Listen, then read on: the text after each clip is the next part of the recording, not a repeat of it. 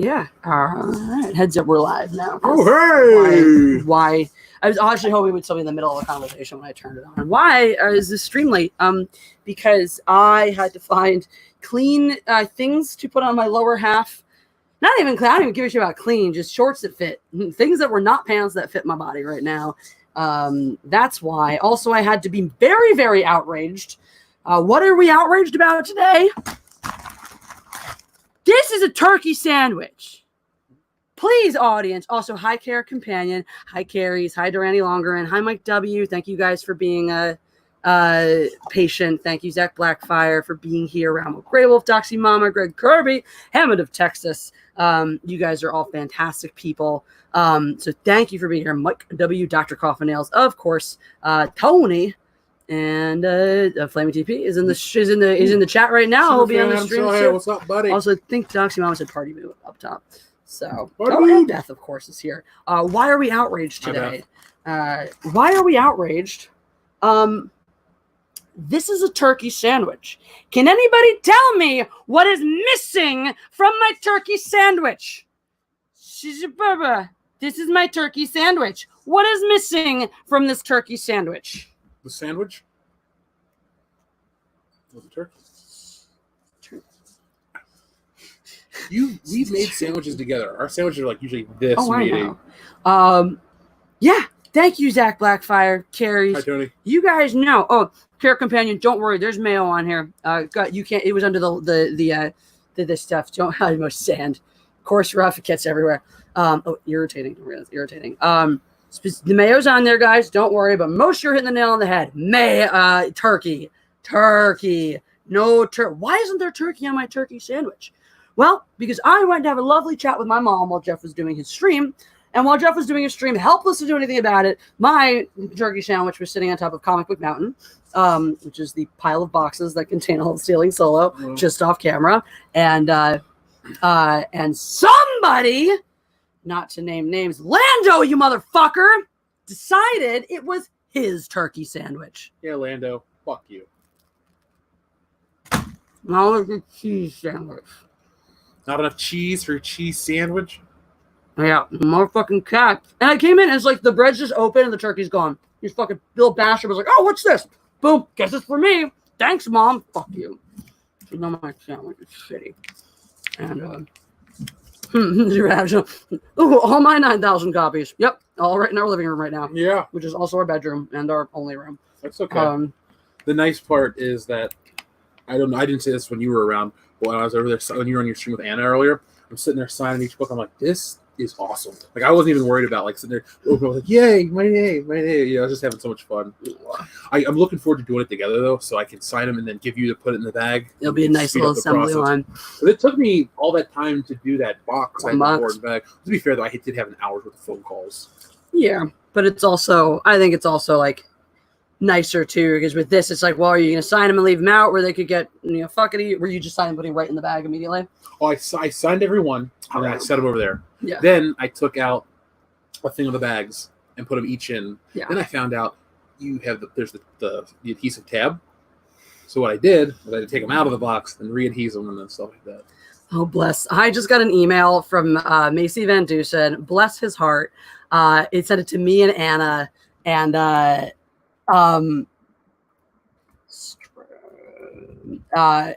it just says, wow. It says the subject is the matriarchy, and it says, wow, with a whole bunch of crying faces. I missed your live stream. Sadly, Macy. Oh, Macy, you are a darling. You are an absolute darling. I adore you. Thank you for being you. All right, links are sent to our guys. We've got Sean FireFart from Go Big Boy Go Home coming on. We got Flaming TP is here in the chat. He's about to come on here and join us and stuff. And my cellular device is here, and I think to my I should read my super chats. That's what I should do first, and then we'll communicate to guests soon. Mad Mardigans. Oh, Mad Mardigan says, so it's like that. Oh, I hate the Cowboys, so I'm going to give Jeff the wrong email because secretly I know they're better. They're the better team. Their fans are so good looking and they don't smell like cheesesteaks. That's why I love this woman, because Jealousy. I love the way she looks, and she smells like one of my favorite sandwiches. What is there to love? I didn't give you the wrong email. Let me see if I got it though. I thought I did get your email. But if I failed to share it with Jeff last night, we had a wild night. I streamed for 3 hours on the High Council. You had a 4-hour stream on your channel. Then we were both severely dehydrated. I thought I was sick. And then we stayed up and you couldn't sleep. So it's just a fucked up night. Mad Mardigan, maybe you typed it in wrong. Or maybe I misspelled it. It's me.mindlessentertainment@gmail.com. Did you get an awkward response from somebody, Mad Mardigan? Some people forget to put the me dot because it's me dot and then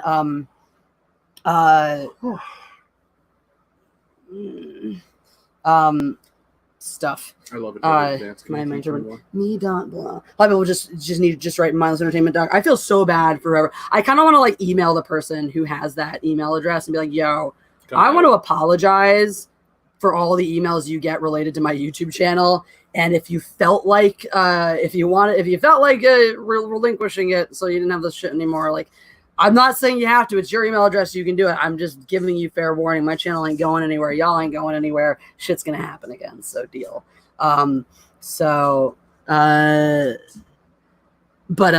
Yes. Yes, Mad Mardigan, you figured out my fiendish plot. Fuck those Cowboys fans.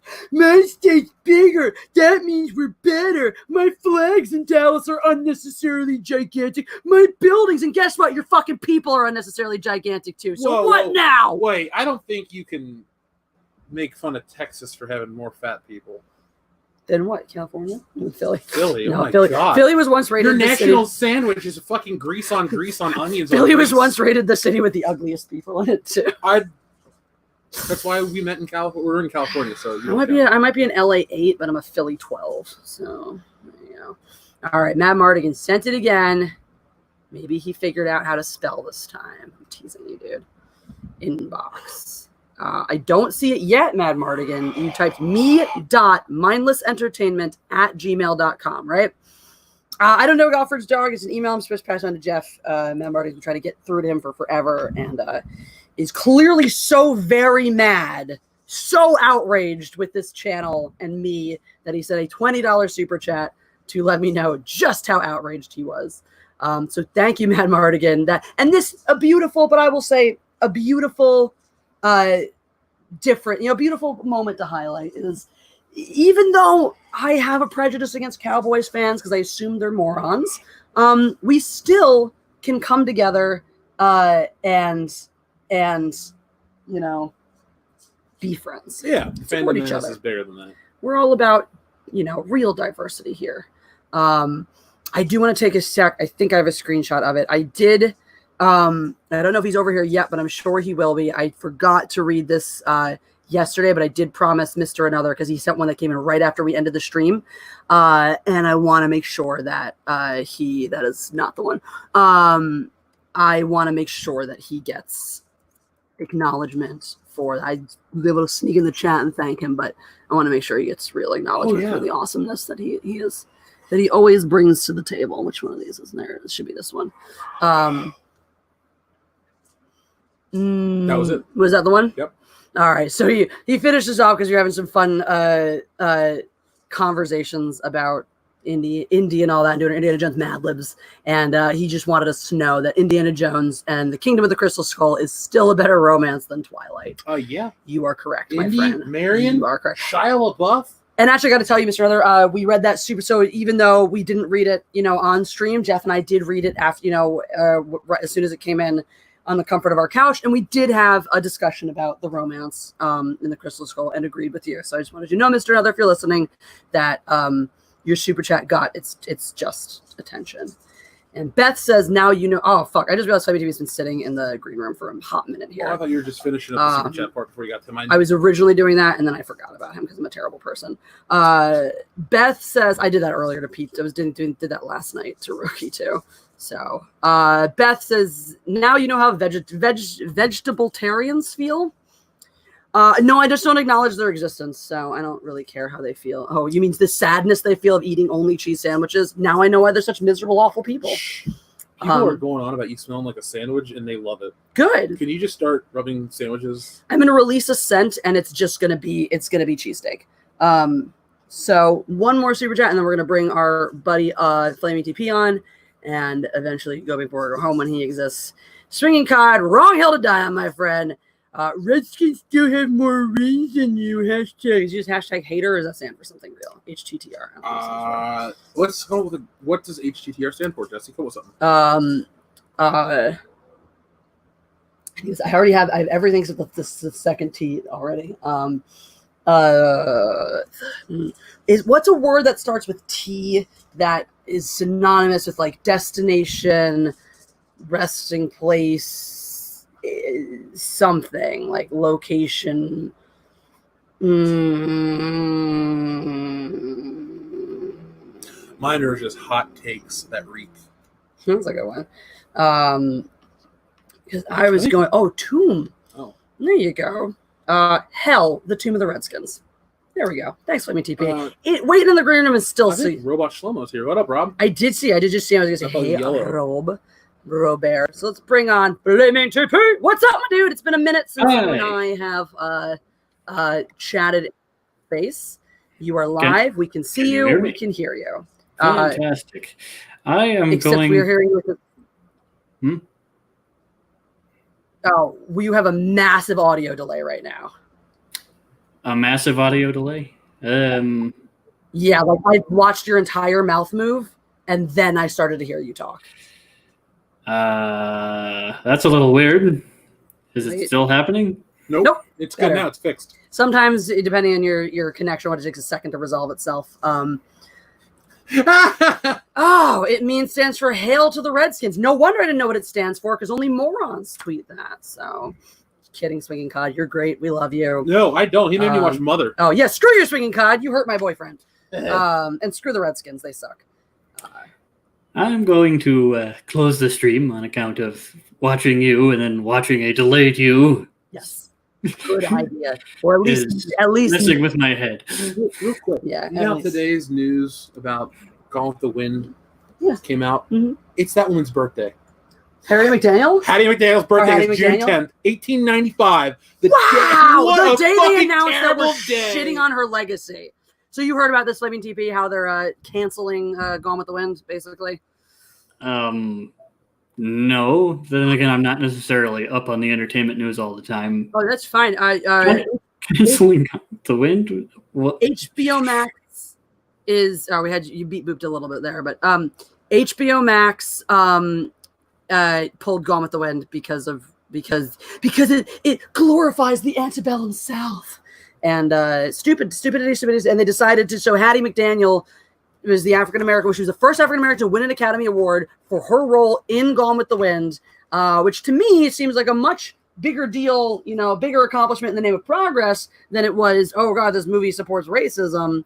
So wasn't it the same thing with what was that? Song of the South. He won an Oscar for his performance, the main character, but he wasn't allowed to get his award because he was black, and they didn't allow black people in the theater at the time. I didn't know that. That's seems about right. But it turns out it's Hattie McDaniel's birthday. So happy birthday, Hattie McDaniel. Your legacy was just canceled by HBO. Basically, that's retarded. It is retarded. It is 100% retarded. And that's that goes right along with all the stuff we're talking about tonight. So just to let you guys all know, we're gonna talk the wave of cancellations specifically because we've got a couple gun guys here. We're gonna be talking the censoring of guns from Looney Tunes, and then later on in the stream, we're gonna get into more gun stuff specifically, and et cetera. So that's laid out so you guys know what's up. Also, heads up, we are probably going to keep this to a tighter, closer to an hour and a half stream, hour and a half to 2 hours max, because actually the main reason, there are a multitude of reasons I could give you, but I'll give you guys the most pressing reason. We are almost out of bubble water, and we will not survive the night if we don't get to the Ralph's before it closes to stock up on bubble water. So, speaking of, is there another one? There's two more. Hooray. I'll just drink this peach juice, too. Peach juice, my favorite juice. Oh God, Swinging Cod says, River Ron will help us out. Watch out, Eagles. I ain't scared. Y'all you guys are just competing with the Giants to see who loses your division. That's all. That's not even a hot take. That's literally how the NFC East It doesn't mean the way you said it. That's actually how the NFC has been the past couple of years. Let's be real here. You are competing against the Giants for who loses the NFC East. That's all. You can say what you want, but you ain't winning. That's, yes. You're gonna cut the stream early because of no LaCroix. Excuse me. We drink whatever's on sale. Thank you very much. Yeah, whatever's on sale. So today good idea. Good idea right now, actually. Because for some reason, organic seltzer water exists. I don't give a shit that it's organic. I give a shit that the flavors are delicious. Of course, it's organic. It's fucking water. Right? Like, wow, who has? I mean, I guess Flint, Michigan might have something to say about organic water.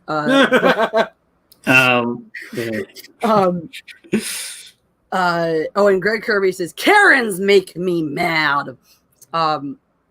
So Flaming TP, since it's been a while since you've been on here, and a lot of our audience probably has never seen. Beth was just freaking out because she's never seen your face before. A lot of our audience probably has never seen your face before, heard you talk, etc. So you want to give a little. So what would you like the people of the internet to know about you? Well, for one thing, there's nothing in the background because I put my computer against the wall. So don't worry, I've got plenty of pop culture, mostly up here and in my computer. So, yeah. A lot of people are freaked out by people who don't have decorations in their rooms. Especially if I'm going to start a YouTube channel, I need to put something behind me. Well, but the nice thing is you have a setup with a giant blank wall behind you, so your options are endless. That is really... Greg Kirby says, it's a green screen. Yes, actually, Flaming DB is sitting in front of a green screen that he elected to turn into a white background. If I had a green screen, I could do anything, but I'd probably just put some game environment background because I can't think of anything else at the moment. Did I read that one out loud? Maybe Elmer Fudd. Old school Elmer Fudd with his damn gun. Jesus. That's what you should do. You should just have Elmer Fudd with the barrel pointed down on Bugs Bunny's face. Or the iconic moment when they rip off the flyer and it says Elmer season. That's my favorite one. Elmer season. Yeah. Duck season, rabbit season. Is it semicolon or is it colon? Elmer season. You want the colon. Yes. I'm weirdly persnickety about Grammar. Cool. You can shit. Anything I write, you can edit my grammar to the cows come home. I don't like grammar and I don't pay attention. I should. If anybody ever wants to, first of all, the best take on the semicolon was by Kurt Vonnegut, who described it as the bastard cousin of the colon, or something, even probably something maybe with additional expletives.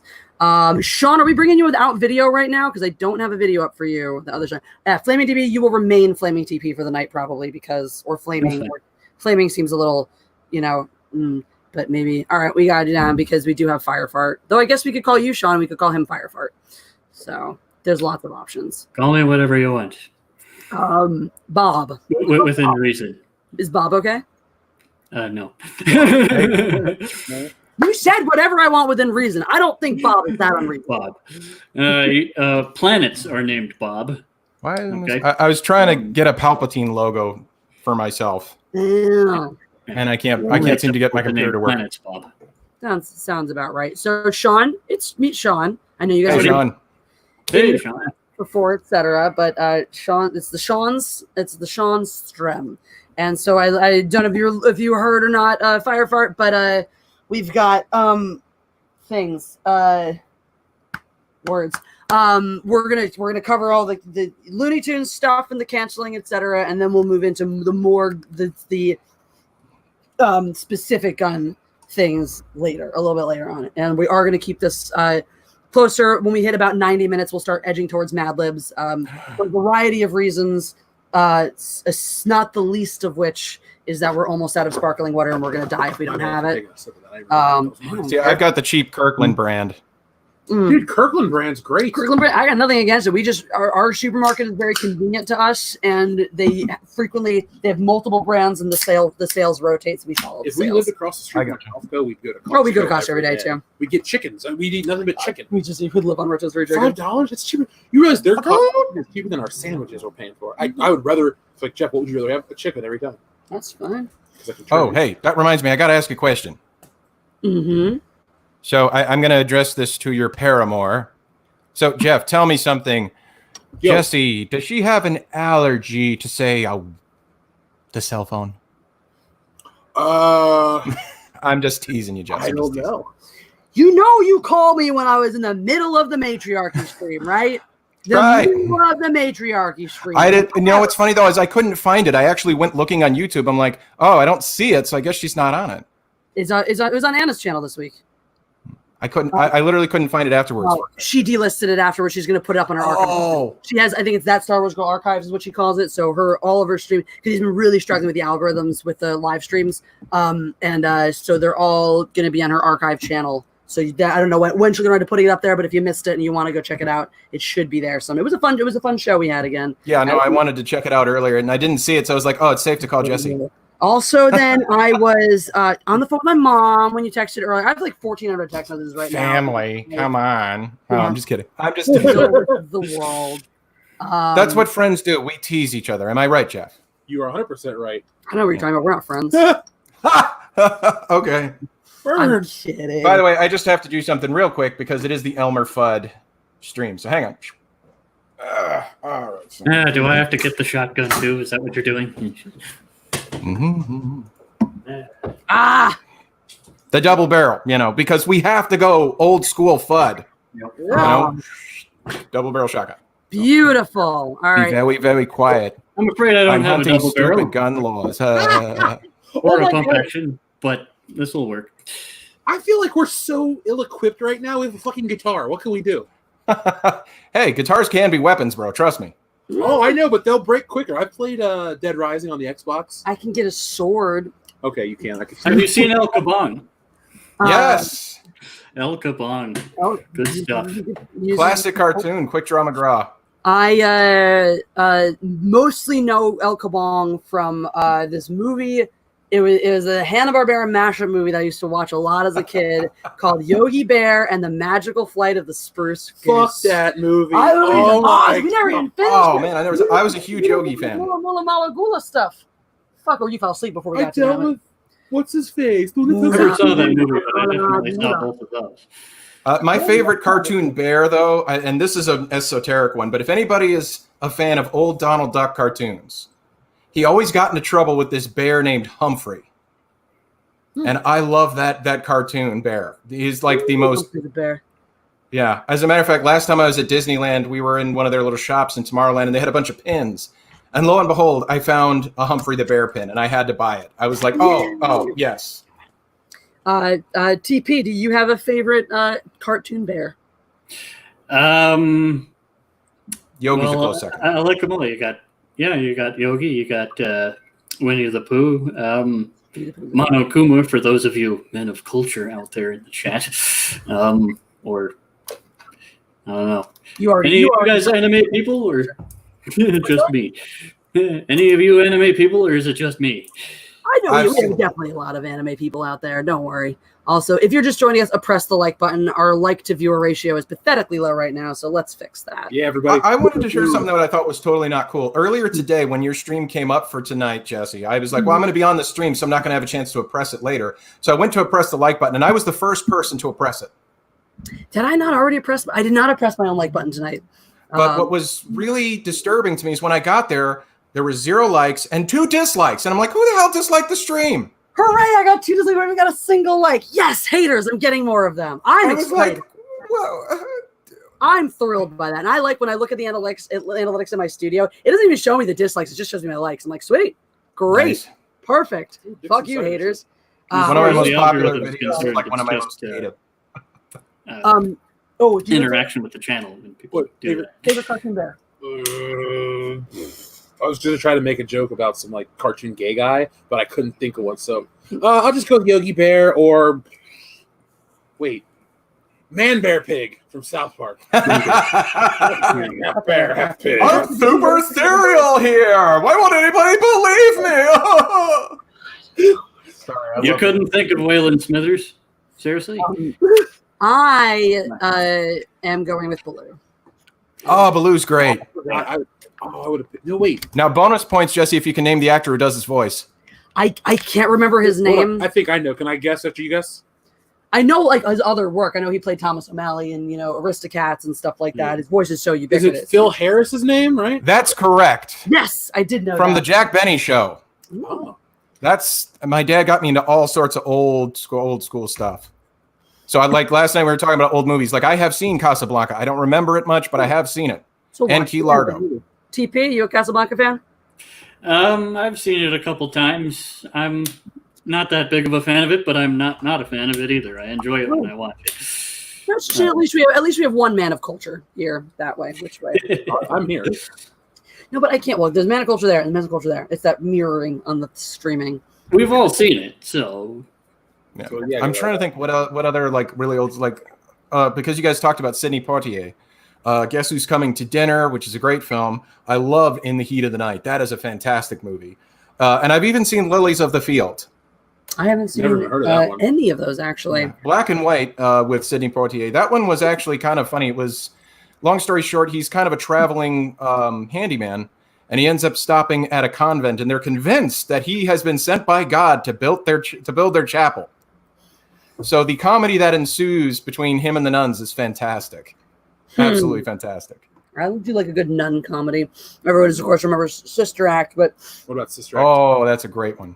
the one I grew up with that my sister loved and made me watch forever was called The Trouble with the Angels, which was a charming story about these two girls. It was Haley Mills movie, and it was these two girls who are at a boarding school at a Catholic boarding school with these nuns.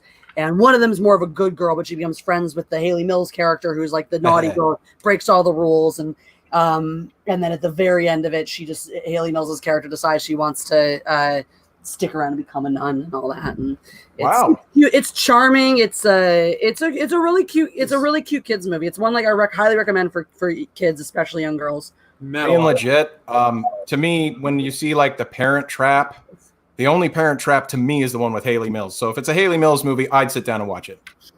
You don't love the Lindsay Lohan version from 97 or 8? I'm going to be straight up. I have seen both. I enjoy both. I like the Lindsay Lohan version better. I've seen the Lindsay Lohan one. To each their own. I should have seen.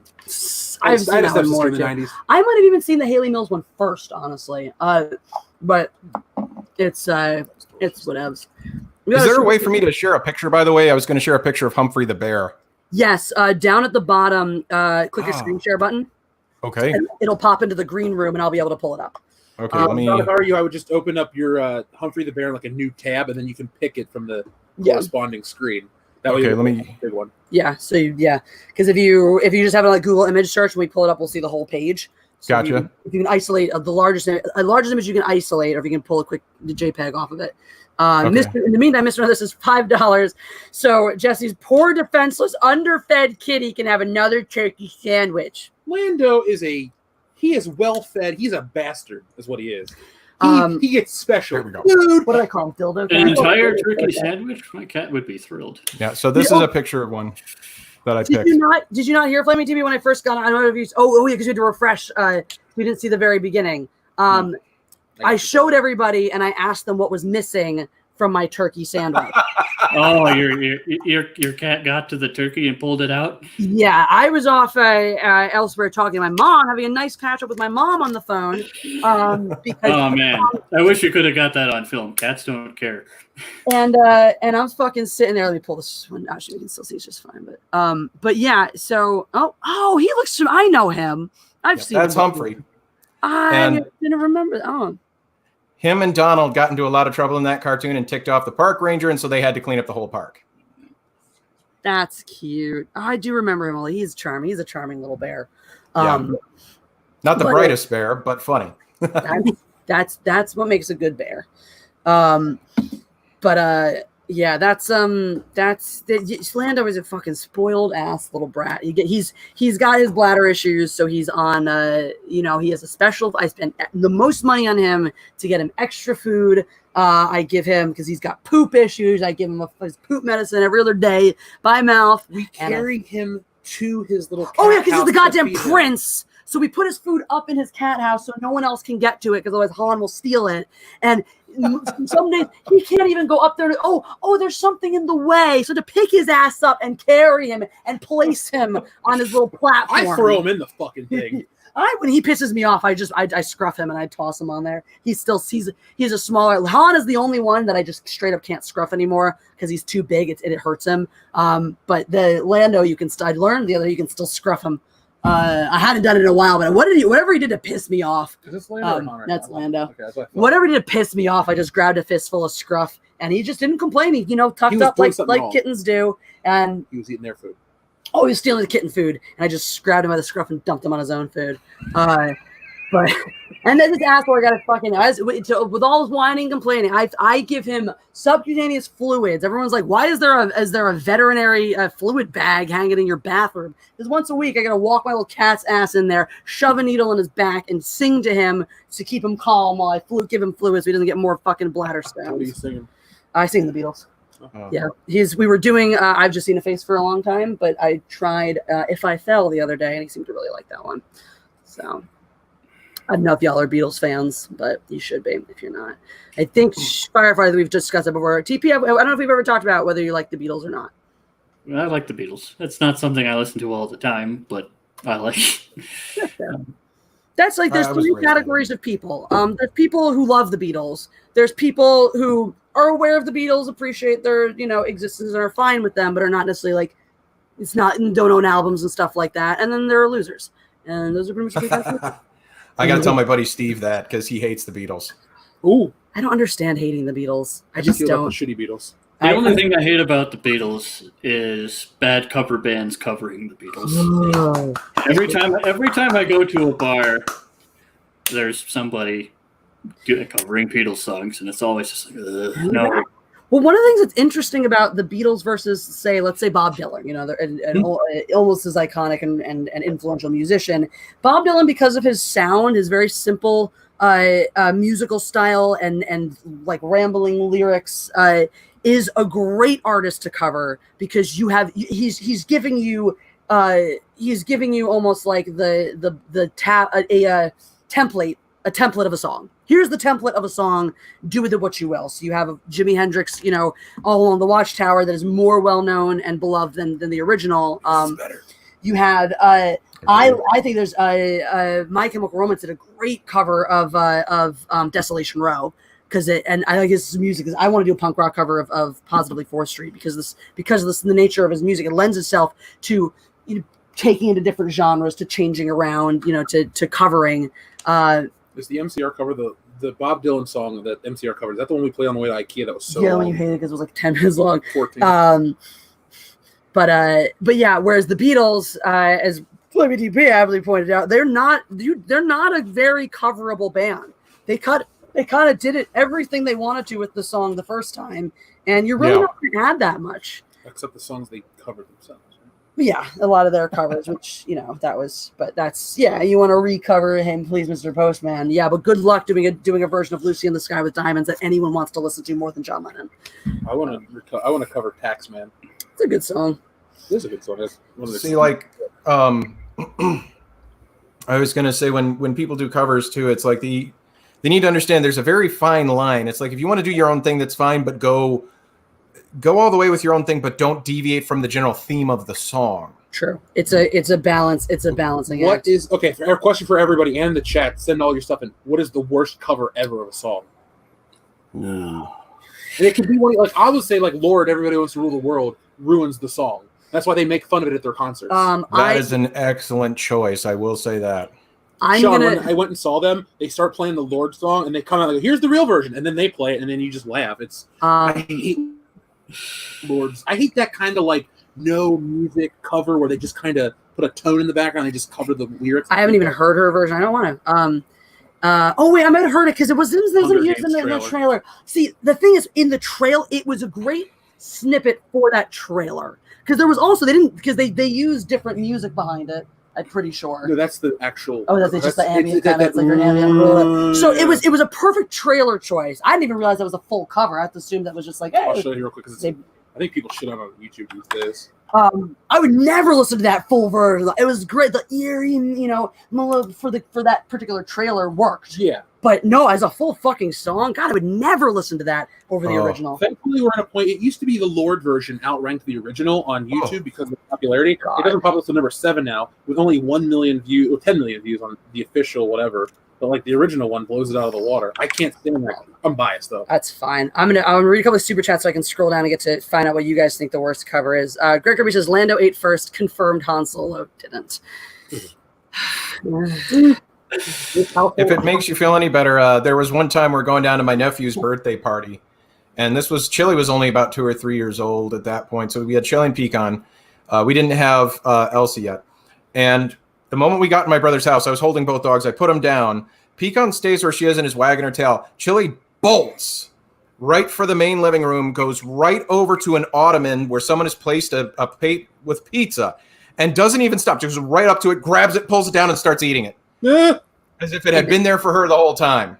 Amazing. That's delightful. Love it. All right. I popped the chat out so I could see it now.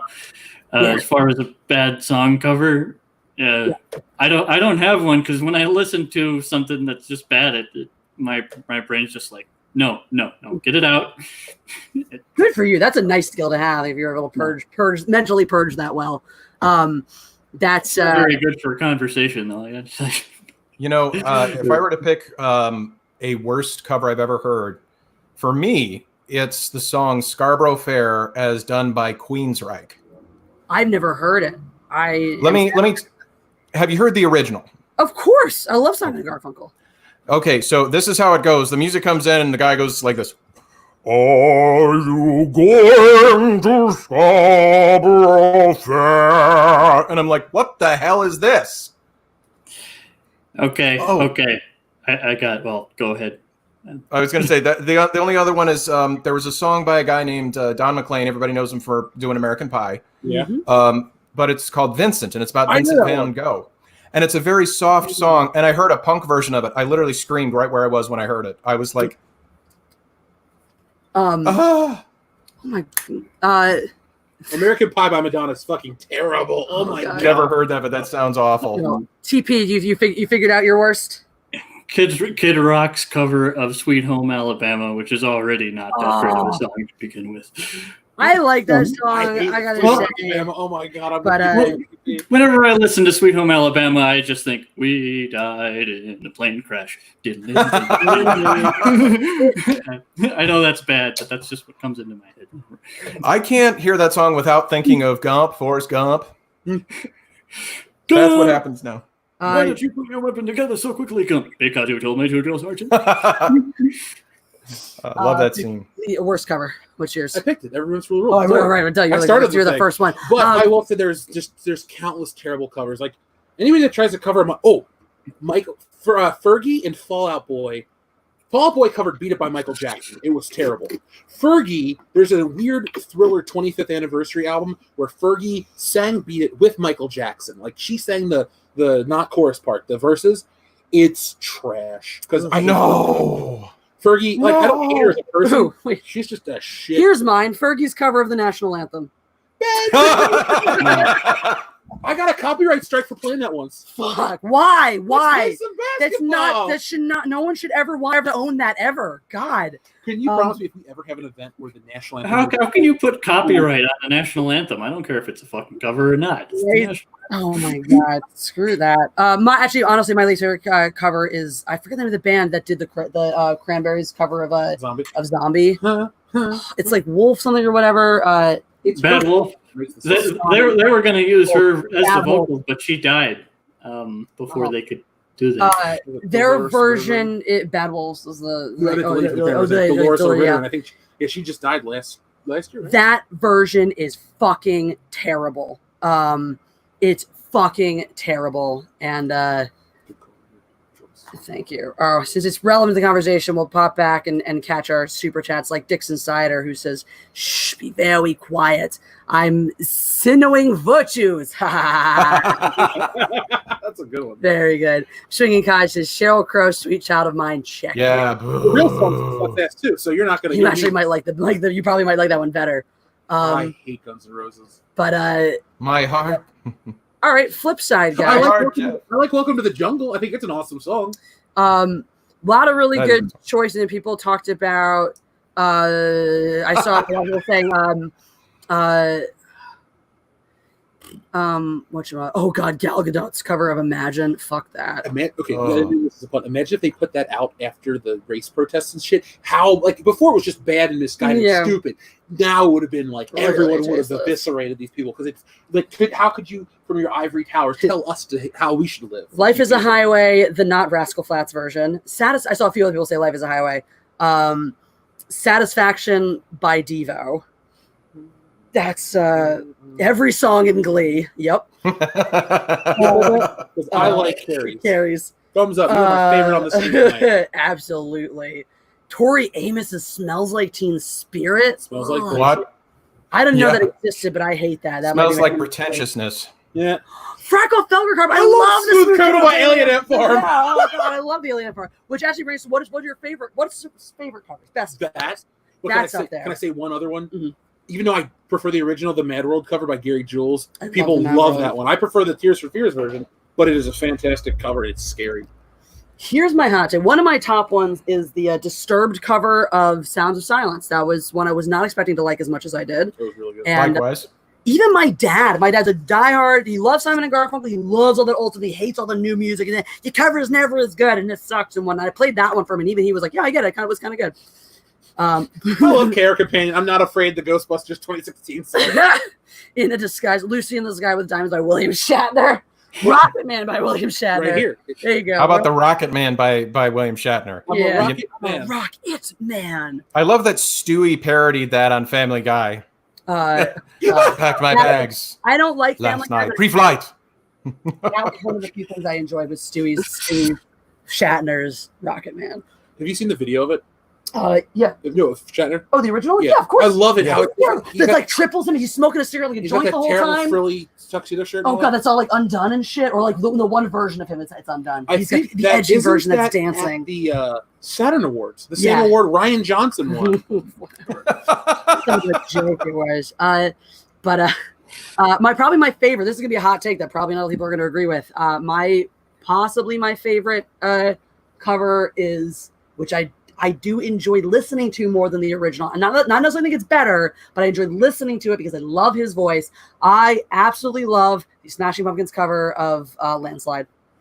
I'm And I'm like it unashamed. better because I don't like Stevie Nicks so much. And I'm unashamed. It's a good version.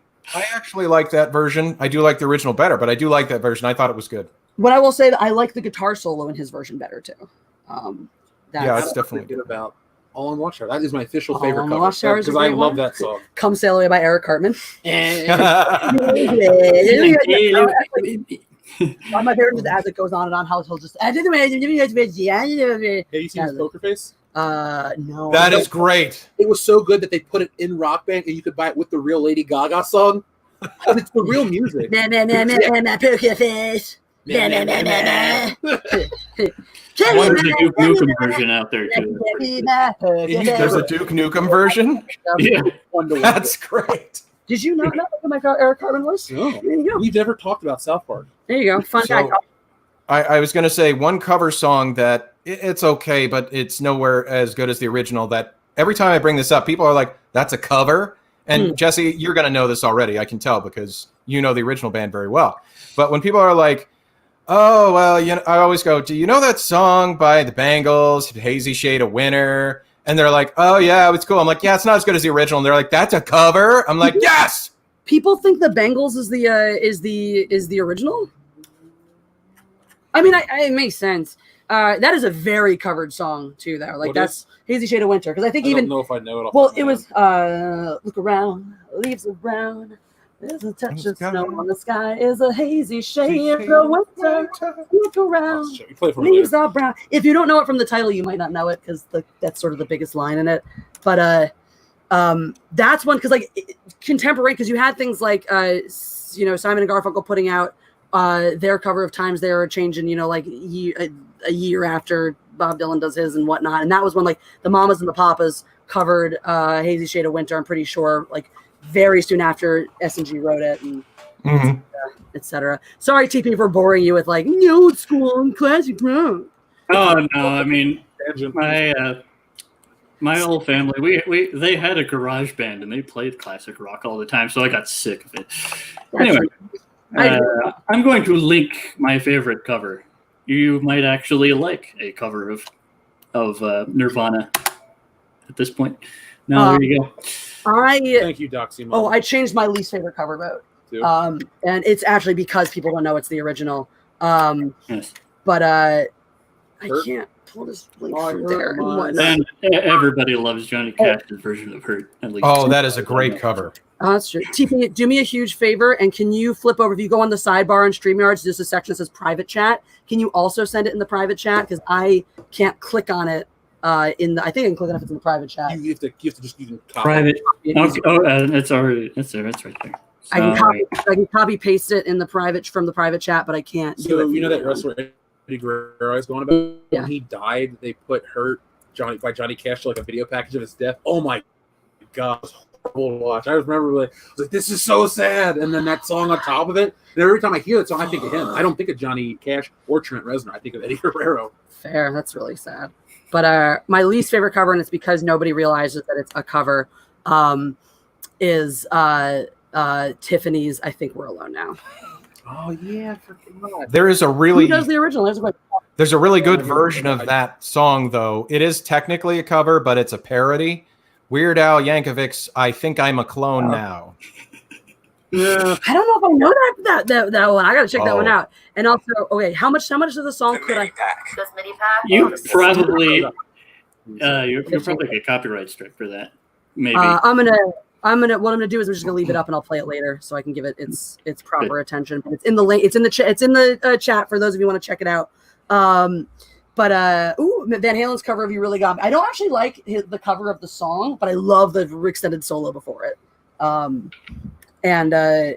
But yeah, no, that one kills me. David Lee Roth's "Just a Gigolo." Who knows? Who does know? Who did? Well, I think we're alone now. That's what I want to know. I haven't seen it in the chat yet. But do either of you guys? I don't know the original. No. You don't even know the original version? No, I know. I've heard the original version. I just don't know who it was. The artist. Okay. Well, let's see if the chat gets it. I mean, someone can keep looking it up. The Gorge version. Somebody covered "Gin and Juice." Oh, yeah, the cheese, fucking right? the Gorge. Yeah, isn't that was the country version? I think. Maybe I haven't heard it. Oh, you never heard it? No, I like the original. No, sipping on gin and juice. It's really fun. Well, it's like have you seen it? Do you guys remember? It was like 1999 or 2000. Dynamite Hack did "Boys in the Hood."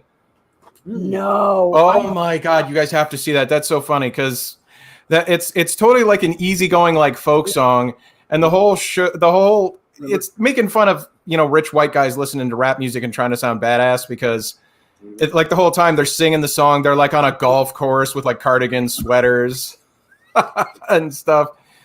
It's the boys in the hood are always hard. Come talking that trash and we'll pull your card. Knowing nothing in life but to be legit. Don't quote me, boy, I ain't said shit.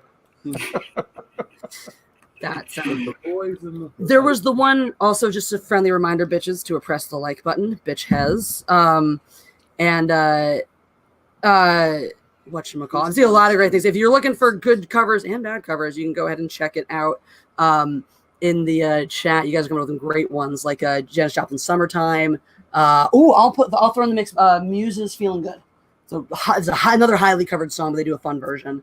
They're a pretty good band. Like I was listening today, and I realized like outside of our relationship, I've always thought they were pretty solid, and I enjoy their shit. I do too. There's also, it's not properly a cover because they changed most of the lyrics, but the 99 Problems the kind of folk rock version. Nice. I love that song. I got 99 problems, but I bet you ain't one. Have you heard that version, right? Nope. Best parody of country music ever, and this was on Saturday Night Live in the 90s. Mm-hmm. It shows this woman, she's singing about how she killed her husband. And her husband is dead on the table in front of her, which is great. So it's Carol Baskin. Yeah, basically. She's cleaning up the blood. And she goes, and she's talking about how now that he's dead, now I've found that I'm so miserable without him. It's like having him around. I'm like, that's about as perfect country as it gets. You're damned if you do, you're damned if you don't. Yep. Every time Jeff, you know what happens when you listen to a country song backwards, right? You get your car back. Truck, you get your girl, your dog isn't dead, your gun's okay. Yep. Remember, I'm from Ohio, so like there's a lot of country coming from Kentucky. Like a lot of people in Ohio listen to country too. It's weird too. Like where I grew up in the time period, it's like in the 90s, people listen to the rock. Then people wanted to be into the rap in the early 2000s, and then after high school, they're all listening to country and drinking shitty beer. Like everybody, I don't know what happened to them. So I guess it was just a thing where I lived. Good old Cincinnati. See, they just listened to country all the way through high school with a lot of people at my high school. I was like, It's funny because some of the stuff you like that I've said I actually dislike. I think overall, like if you're on a road trip together, we wouldn't have a bad time with the radio because I don't do the country stuff. But other than that, I'm pretty open to a lot of music. And even if I don't love a song, if it comes on, I'm not going to turn it off. And literally, unless it's Sweet Child of Mine. It used to be Don't Stop Believing by Journey, but now I'm just like, it's a fine song, and everyone gets drunk and sings it. Who was it that got that? It was a care companion. You said they figured out who it was. Care companion got it right. That's Tommy James. Yeah, okay. He tagged you in it specifically. Cool. Good. But yes, Roxy Mama, you're right. Life is too short to drink shitty beer. Hey, Tommy James and the Shondells did, I think We're Alone Now. Same band that did Crimson and Clover, and you can clearly see. Oh, that fucking song. I was like, I eventually thought of it. Sorry. You can. That's for me is a great delineation. If you want Tommy James and the Shondells pre-drugs. Moni, I think We're Alone Now. Tommy James and the Shondells post-drugs, Crimson and Clover. Wait, they sang Moni, the song Billy Idol covered? Yeah. I didn't know that. The original on that one, too. They have to be loaded, and they just nobody talks about it. Oh, God, they must because all their covers, you get a royalty. I'm just going to look them up real quick. I'm sure they are. Yeah, great little band, though. They do a cute little song called Mirage that I really like. Anyway, I'll kind of some of these serious. Also, TP, I know that you tend to be a little shyer sometimes, but don't hesitate to butt your. No, it's not that. I don't interrupt people for one thing, and for two, when it comes to music, like for example, the Beatles. I'm not going to know 90% of their songs, but if you tell me one I know about, then I'm going to be able to tell you, why they wrote it. Lucy in the Sky with Diamonds is about LSD. What are you talking about? Of course it's not. Of course it's based on a drawing that John Lennon's child drew and blah. And Ticket to Ride's not about horse. I thought. Well, Day Tripper is also about whores. I do my feet. One of my favorites. And it's keychains at the end. Great riff. That's why songs like Day Tripper to me are why, and Ticket to Ride, even another example, why George Harrison is such an underrated guitar player, because a lot of those riffs he wrote. He wrote a lot of like or these really simple little trills that are so iconic. He also has a very unique soloing style that I can identify just anytime I hear it. He is a beautiful guitarist. He is one of the only musicians who has anything to do with the names of any of my guitars. My Blue Les Paul is named Harrison. Nice.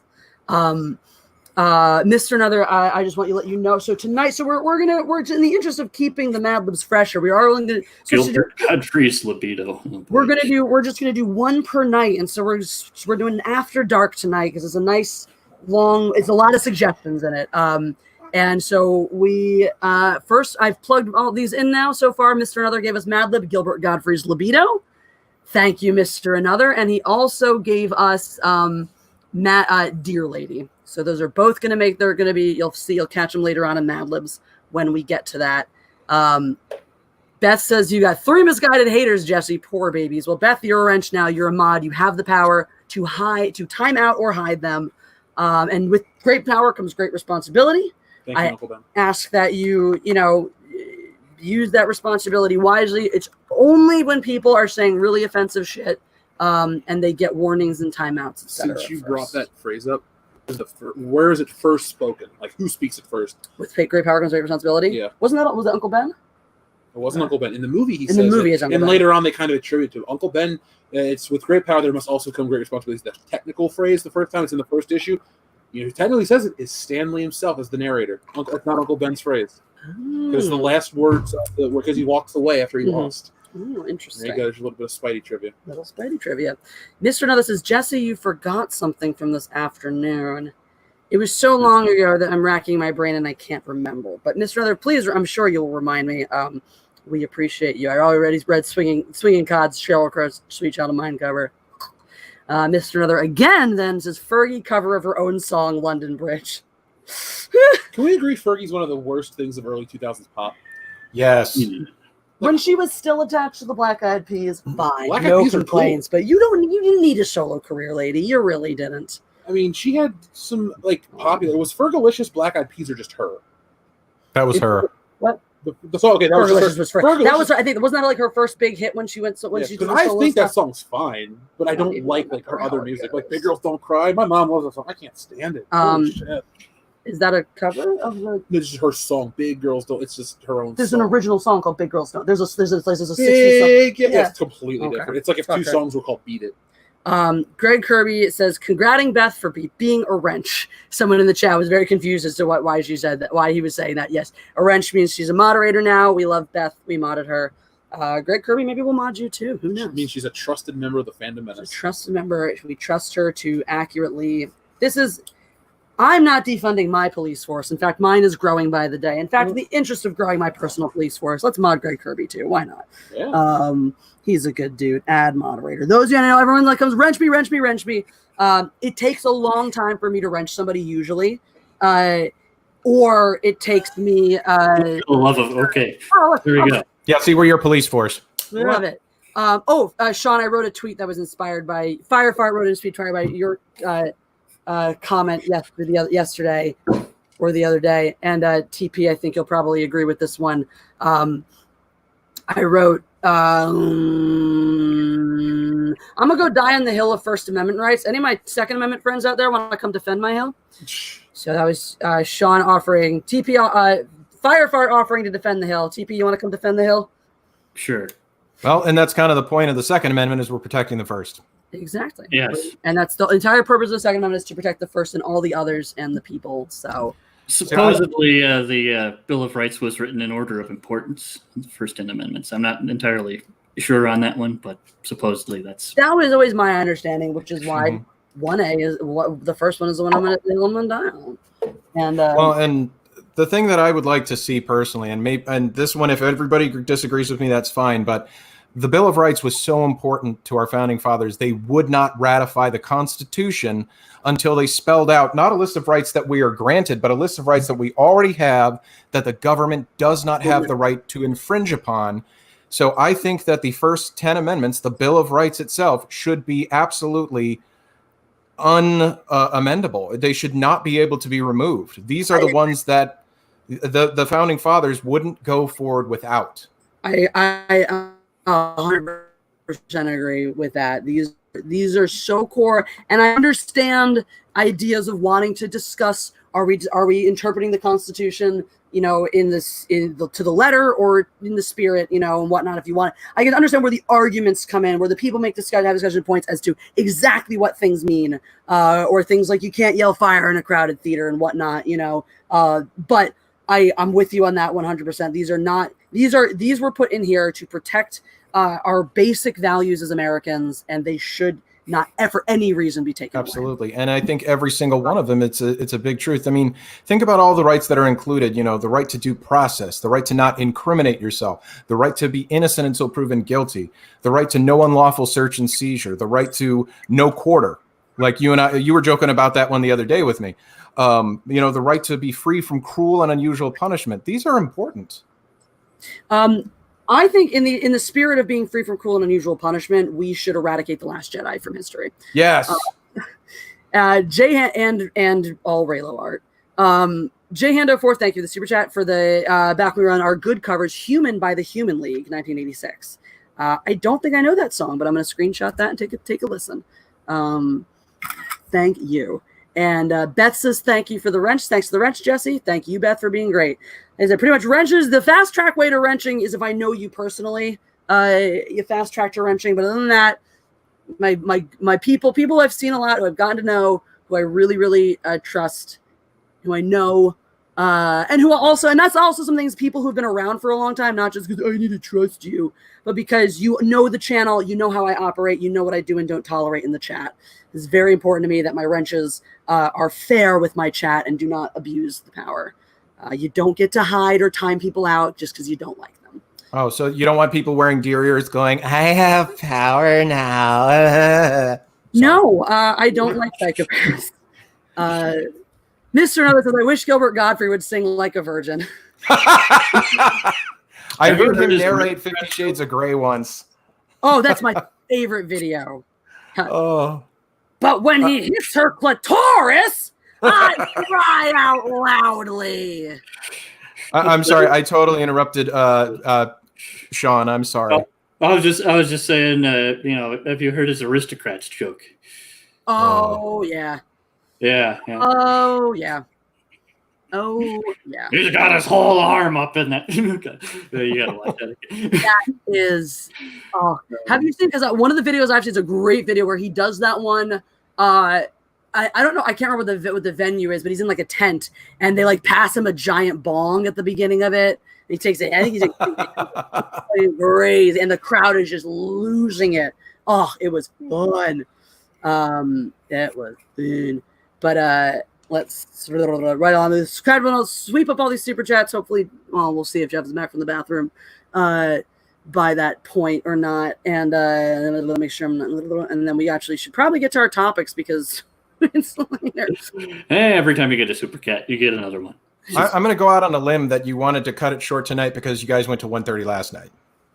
That's definitely, on we went late and I didn't sleep well last night. And then I already streamed for almost 3 hours today and stuff. So plus now there's the added urgency if we need to get bubble water. But Swinging Cod says 90s remake of Hush was solid. I don't think I know that one. But yes. And I'm just going to get through all the song-related ones. We're on that topic. Was that the South Park episode where they replaced Stevie Nicks with a goat?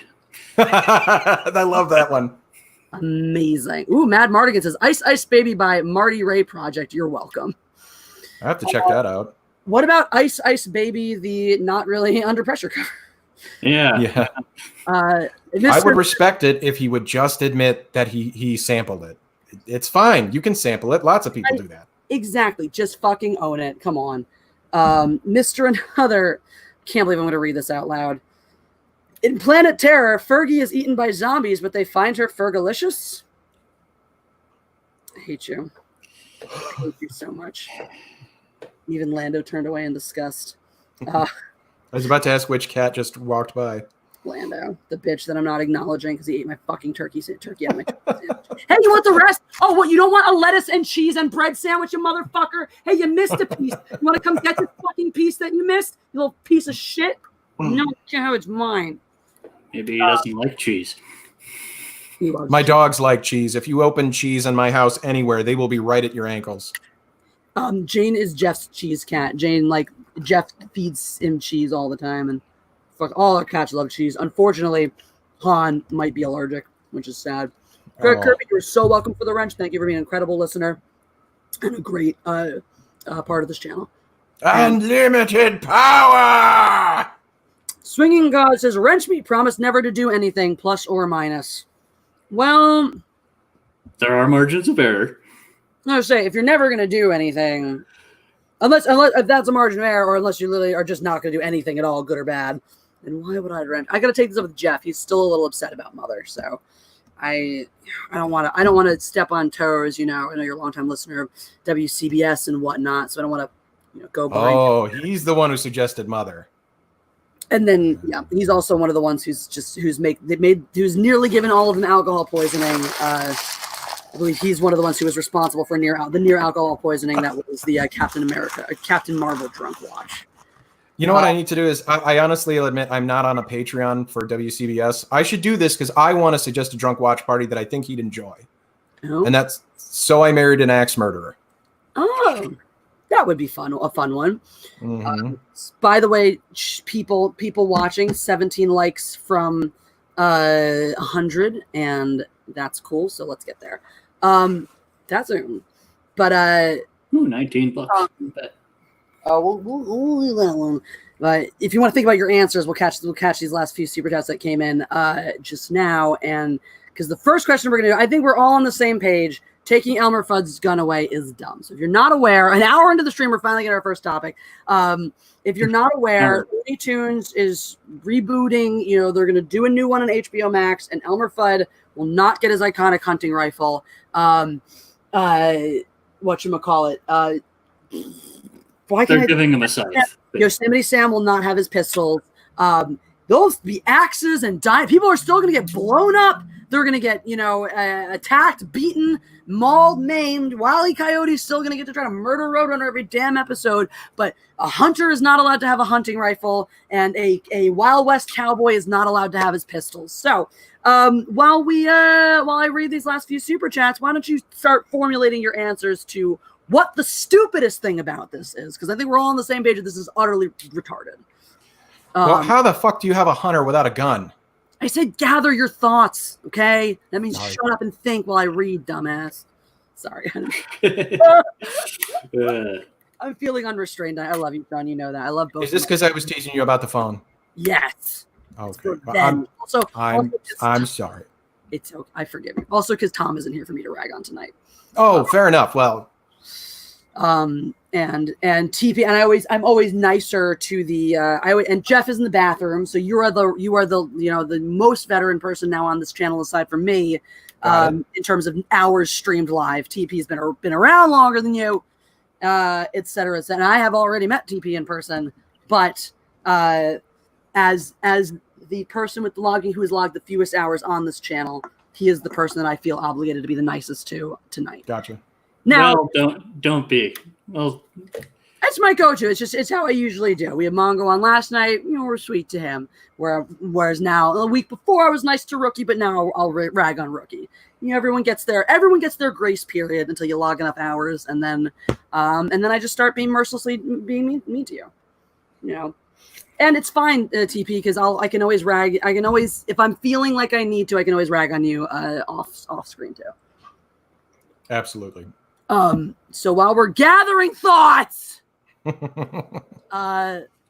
Another says, I'll be the first to say I shouldn't have a wrench.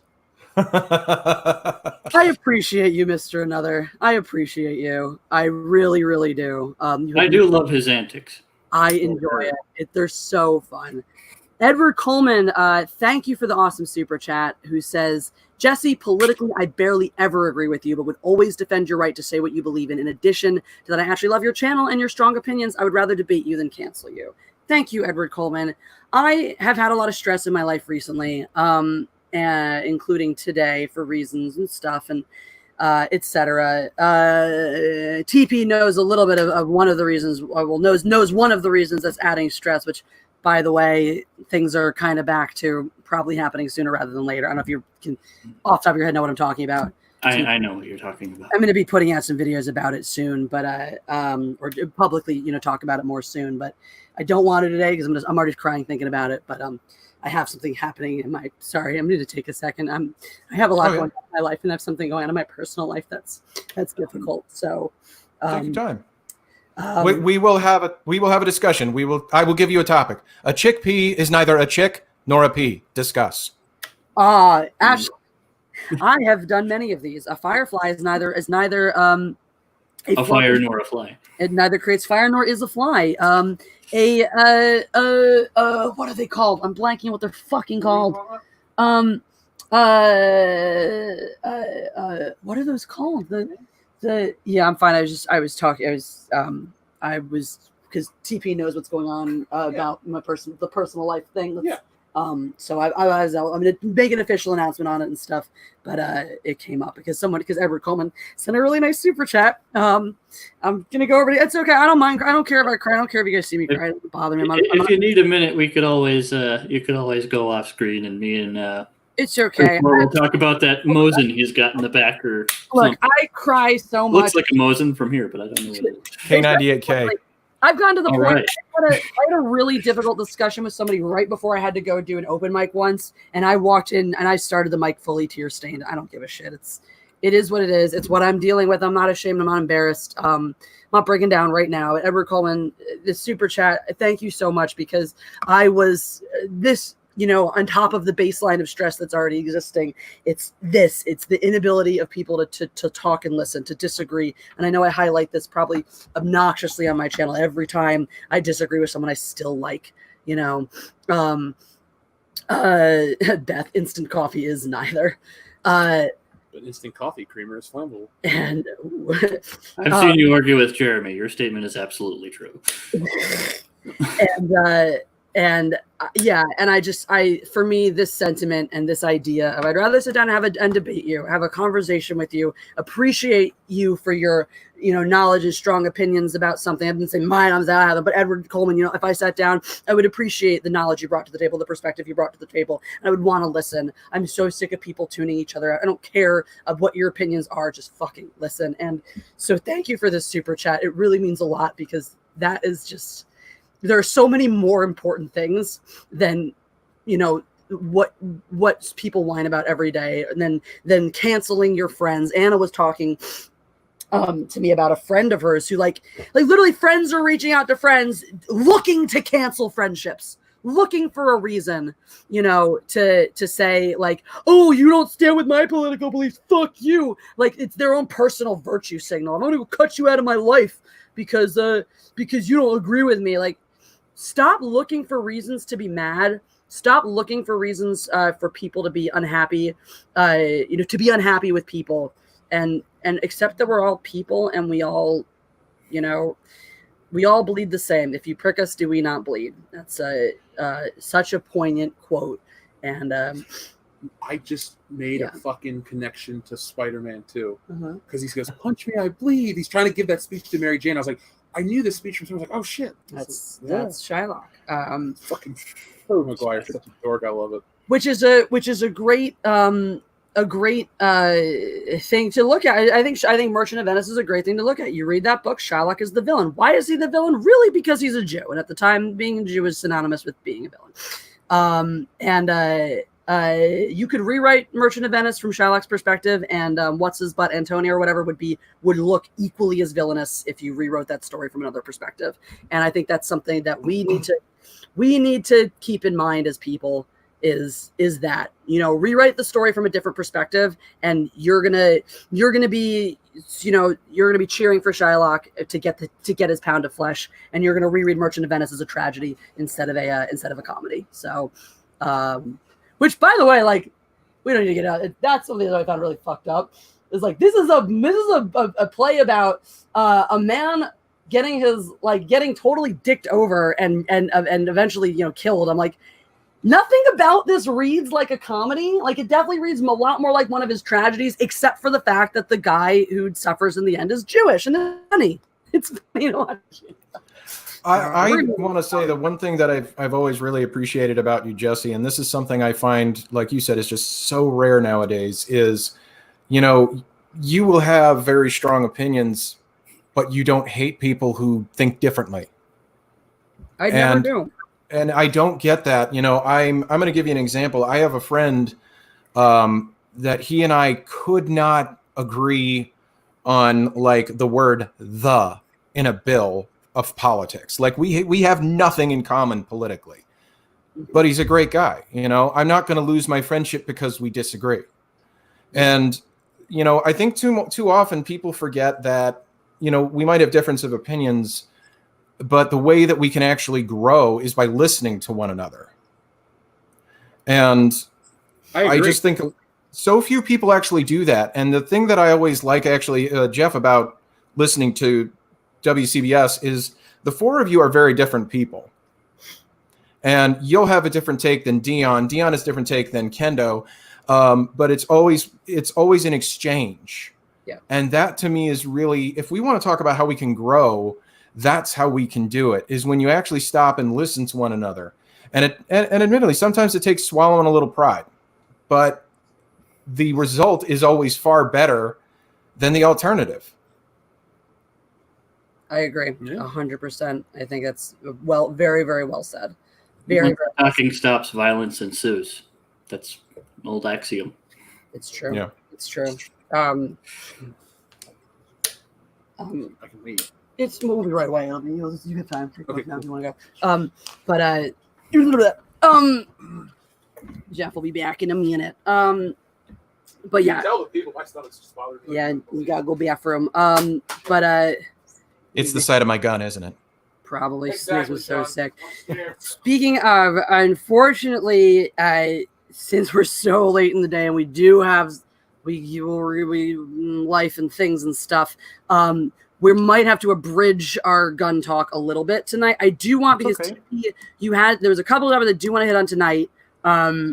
As I do want to get our Elmer Fudd stuff too. We just have too much fun. Too much fun talking about other things. And honestly, chat, you guys give us too many great things to talk about. But I'm going to get back to the super chats in just a minute. And since I gave y'all time to think and yelled at Sean, which Sean? FireFart, go ahead and start us off with the dumbest thing you said about. What do you think the dumbest thing is about this Looney Tunes change? I think it really highlights how the concept of people trying to place blame on something other than people when something goes wrong. Because I don't see a guy chasing a rabbit around with a scythe as an improvement. A guy who's hunting a rabbit, usually, and I'm speaking from knowing many a hunter, they're going to skin the rabbit, eat the rabbit, and that's the point. But running around with a scythe to hack it up kind of freaks me the fuck out. That's some... I'll put it to you this way. It's like cruelty to animals. All we need to do is have Elmer Fudd light fires and wet the bed, and we've got a serial killer. So... 100%. Yeah, a dude who wants to shoot a rabbit and eat it for dinner, not scary. Yeah. A dude who wants to chase a rabbit around with a scythe to murder him, terrifying. Fucking terrifying. Yeah, I'm going to be, just real quick, if you see me with a pump shotgun like this, standing in front of my property, you probably figure I'm standing there to protect it. Now, if you see me sitting there with a scythe in one hand and a machete in the other, I think you're going to call the cops. You're going to be like, that guy's psycho. I don't know what he's doing, but he is neither reaping corn nor is he cutting down underbrush. So something. Yeah. All If right. you're going to do that, have a hockey mask. Jesus. All right, TP, you have the floor. What are your thoughts? All right. What is Well, for one thing, I'm wondering who's in charge because, I mean, Elmer, what are we at? Like 100? We're almost at 100 years at this point. When did Elmer Fudd first appear? 1930s. Probably. Yeah, but it's just. I mean, he's such an iconic character. Everybody knows him. Worldwide, people know who Elmer Fudd is. So they're going to. I don't understand their. I guess they don't care about money because they're going to lose it. I'm doubly confused about HBO Max doing this. I mean, it's HBO. Yeah. They did. Well. I also wanted to share something, and this was actually what I was going to run by you because it's slightly political, but there's a point to it when it comes to this topic. Okay. And Jesse, this is your home state. Well, no, this is not Philly. I'm sorry. This is your current state. Okay. Are you familiar with? Let me grab my phone because I kept his page up so I could reference it. Hang on. I just want to remember his name. Leland Yee. Does that name ring a bell? Wait, yes. Leland. Yeah. State senator in California, who is currently behind bars. Oh, okay. And now here's what I want to share with you. He was a massive advocate for gun control. When people say that those of us who support firearms and the Second Amendment are actually nut jobs and that we have our tinfoil hats on. Wasn't this guy an arms dealer? That's what we're going to get to. Here's the thing. He actually said in 2006, it is extremely important that individuals in the state of California do not own assault weapons. I mean, that is just so crystal clear. There's no debate, no discussion. Notice again, no discussion, no debate. Listen to me. You, Jesse, you, Jeff, you can't have an assault weapon. And by their definition, that's a semi-automatic, one pull of the trigger, one shot. And then let me go to his arrest. So let me find it here. There we go. He was arrested by the Federal Bureau of Investigation on March 26, 2014 on charges related to the public corruption and gun trafficking. Wait for it. Specifically buying fully automatic firearms, not semi-automatic, fully automatic, which you can't buy unless they were made before 86, and you can't get them in California anyway. And I shot a new yes, that was cool. And also shoulder-launched missiles from the Moro Islamic Liberation Front, MILF, by the way. They're an Islamist extremist group located in the southern Philippines and attempting to resell those weapons to an undercover FBI agent, as well as accepting a $10,000 bribe from the undercover agent in exchange for placing a call to the California Department of Public Health. So here's this guy who's saying, I want to keep you safe. You don't get semi-automatic weapons, but I'm going to sell fully automatic weapons and rocket launchers to criminals in this country. There's nothing in there about safety. It's about control. That's a very good point. It's shown here. And in my opinion, they've been doing this for a long time. I don't know if you remember, about 10 years ago, texting, they got rid of the little pistol and made a water gun. Yeah, I noticed that recently. It's this constant it's very insidious. This, you need to be afraid of guns. Guns are the weed that is going to kill the garden of society. And here we are again. Like I said, they're like, oh, just don't be afraid of people who have the black rifles, the AR platform rifles. Just give those up. Keep your hunting guns. And now they're saying we're not tolerating hunting guns in cartoons.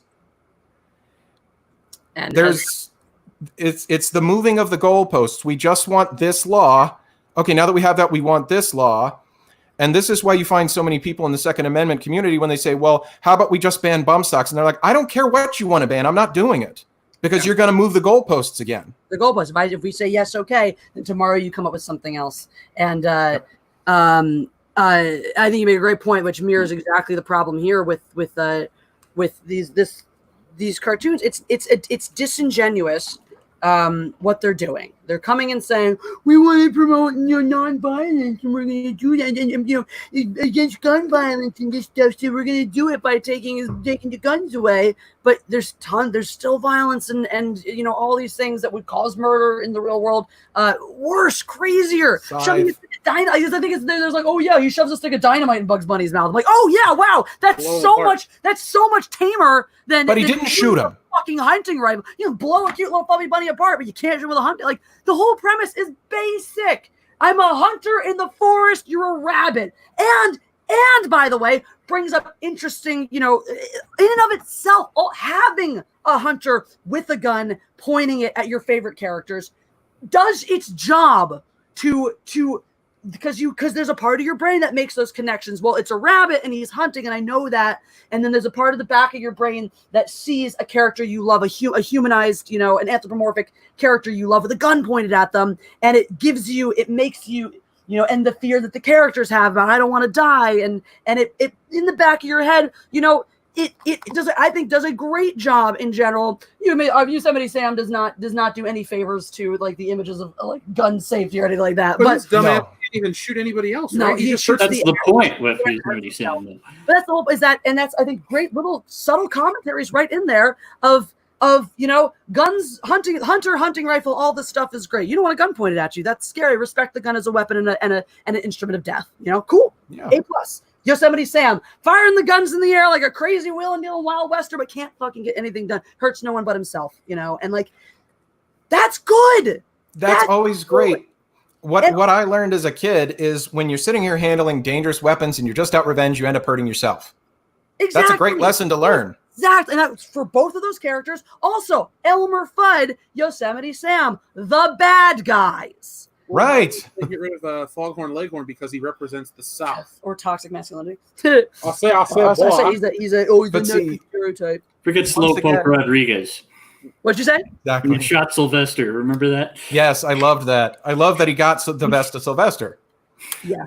One of the things I think I always liked is that they really highlighted the concept of these villains being very quick to anger, very poor in the thinking ahead category and so hell-bent on a goal that they would literally end up screwing themselves over to get it. And I don't know about anybody else, but one of my favorite things about the old cartoons was knowing that Elmer thought he had the upper hand, but I just couldn't wait to see Bugs get the best of him. And with somebody said Speedy Gonzalez. Speedy, I always loved when he would sneak up on Sylvester and say "yeehaw," and it would scare him out of his skin. Yeah, He'd just go flying up off the roof, you know. I love Speedy Gonzalez. And then you look at things like Speedy Gonzalez is the negative stereotype of Mexicans. Speedy Gonzalez is a lot of young children's first introduction to the idea of Mexican culture, because Looney Tunes is something they watched at a very young age where they didn't even know what Mexico was. That you was know. me. And Speedy Gonzalez was clever. He had a good heart, and he was always trying to do the best for his friends. He was trying to. He was looking after his. That one of my favorite things. Oh no, it's a different. I was thinking of crisscrossing different things and stuff. But yeah, love Speedy Gonzalez. Marvin the Martian. Marvin the Martian was canceled because well, he's black and he's clearly a representation of making him a Martian is clearly marginalizing black people in society. So definitely canceled. The one I never got over was when I remember this from years ago. I don't know if you guys do, but there was like this statement that Jar Jar Binks was a representation of African Americans, and the only thing I got to say is until somebody said that, I never made that connection. No, yeah, someone said it's like a negative stereotype of what, like Caribbean African American, or you know. I never got that. I never got that personally. Not until someone wants to go make a stink about it. No, not for a second did I hear that and go, "Oh, they're making fun of Misa stereotype." Well, and what I think is funny about that is who's really racist in that situation? The people who made the connection, or the people who are like, "Really, you got that from this?" Looking for the people who made the connection. I don't think George Lucas is a racist at all. I think it's just a weird alien to him with a stupid cartoony voice, and I think a lot of that stuff he's oblivious to, especially with Jar Jar. Jar Jar just a shit character, but I don't think he's that at all. I know episode 1 had a lot of that. I mean, you had people complain about Watto, you had people complain about the Nemoidians, and then there was the Jar Jar stuff. And I think it kind of definitely got pulled back because you had those characters either not present in episode 2 or much smaller role. I think a lot of it too just stems people didn't like the overly CGI characters. They didn't like the movie. They're looking for shit to tear apart with that movie. One of the things, and when you talk like Watto is this negative Jewish stereotype because he's miserly, and like, okay, aside from being miserly, the only thing that makes is anyone can be miserly. And again, it's more anti-Semitic to go anyone who's miserly is clearly a Jewish stereotype. That tells more about what you think about Jews than what the depiction is. Because okay, he's got a big nose. Like literally, is a fucking alien with a tube nose. Does that mean that the Gennardian, the one that snitches on the Han, Luke, and Chewie, is a Jewish stereotype? Like that's it. He doesn't talk Jewish. Only money. I don't care about these things. Only money. He doesn't sound really. He does not sound like that's not what a Jew. That's not your Jewish stereotype. He's more Italian. You know, if he was the Jewish stereotype, he'd say, I don't care about these things. Only money. Like that's. Fucking what is this? We need the money. I'm not going to give you a hyperdrive. No, I'm sorry. I'm doing Krusty's dad from The Simpsons. That's a great episode. Oh my god. So I do want to try to. I want to try to hang with my. Try to kind of stick with my timeline a little bit. So we are going to move things along. I think we all could talk about this forever. We're all pretty much in agreement. So the two things I want to get to gun related. TP, you had something you wanted to demonstrate for us, right? Yes, I did. I'm cool if he wants to do it this time. I can come on another time. Well, hang on. It's just TP. It's been something specific. Sorry, what were you saying, TP? Because usually. I seem to have lost my train of thought. Well, I was going to make a video myself, but then I thought, I don't know what was up with the YouTube algorithm. Nobody might see it. I was also a little concerned if you wanted me to do it. I talked to you about that, and you're cool with it. So, in addition to showing us now too, if you want to also make a video, I will gladly share that as well, so it does get views. I think floor is yours. So tell us more. All right. Well, as I'm just gonna throw this out here, I'm not going to do a YouTube channel until I've gone a little more professional on that. I'm going to get necessary software equipment and learn before I put anything up there. But anyway, what I wanted to show you, one of my neighbors a long time ago was. Pause. If you don't mind, TP, you'll still be able to hear us, and we'll be here. But I'm going to give you the full screen if that's okay. Okay, that's fine. One of my neighbors was part of the U.S. Marine Corps, and he taught me what to do if you had a shotgun or a rifle in your face or on, pressed against your body, in a situation like Ahmed Aubrey had, and how to avoid that. So, or what to do if that happens. So this was something that come up because a lot of people are talking about. We're saying, how. And in a situation where a gun's pointed at you, it's good to have ideas in the back of your head because God forbid this happens. And, let's all have this information. So God forbid we're in the same situation to make a life-saving decision. Wow. All right. Now, before anyone asks, this gun is unloaded. In fact, I have never loaded this shotgun. Oh. I purchased it for self-defense. I have the rounds, but I already have my other guns around, so I don't need to have loaded this. But safety wise, everything's been checked. I'm not gonna kill myself on a fucking live stream. Okay, so anyway, politics aside, I'm honestly sure that Ahmed Aubrey was murdered, but there was more to the story. I'm still waiting for some of that, but if you find yourself in that situation and you have a gun or a rifle pointed at your person, like so, what you want to do is, well, I'm going to be out of position here because I don't have anyone to hold the shotgun for me. But you grab the gun, like so, pull back, and where's the gun pointed at? It's pointed at the person who is pointing it at you. Now, if you do it right, this is going to take less than half a second. They're going to be surprised, and with any luck, they'll blow their own head off when they pull the trigger. Yeah. Or you can pull the trigger. Can you do that again? The motion you used. All right, so you have shotgun pointed at you. You are going to take take whatever hand. It doesn't really matter, dominant hand or not, but you grab it on the pump or the stock. The pump, and grab it underneath the trigger with your other hand. It doesn't matter if their hand is on it. Your goal, first of all, is to, get out of the way of the out of the barrel. Make sure that it's not pointed at you, because even if it goes off, you're not going to get hurt. If you don't have the strength to do the maneuver I showed, even if you're running around in a circle like Looney Tunes, who cares? As long as the barrel isn't pointed at you, you're not going to get shot. And one little addendum I want to point out that Flaming TV is just automatically doing is as you see him doing it, you don't want to push this directly up because that's going to put the barrel in front of your face. But what he's actually doing is as he's pushing the barrel to flip it over, moving his head and body to the side, out of the way. Okay. Yes. And but let me get back. Sorry, I'm not very good at the whole demonstration thing. But and again, normally I'd have a partner holding the weapon, but it's just me. So make sure, number one, get off the X, get your body out of the way of the barrel. Grab with both hands if you can, and pull back and move the shotgun. Whether it's in their hands or not, it doesn't matter. It doesn't matter if they're stronger than you, because you're using the shotgun as a fulcrum.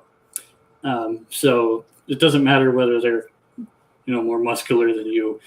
You're still going to be able to get control of it enough to point it at them. The gun's still going to be in their hands at this point. And it will either cause them to pull the trigger as they lose control of the shotgun and they'll blow their own head off, or we'll offer you the opportunity to do the same. So that's basically what you want to do. But worst case scenario, if they've got really good control of the shotgun or they understand retention, just keep your hand on it and make sure you're out of the way. And no matter they'll unload their gun and it'll be fine because you're not going to have the barrel pointed at your body. With Aubrey, you could see the shotgun was basically pointed like right here. Even birdshot at that angle would probably kill you.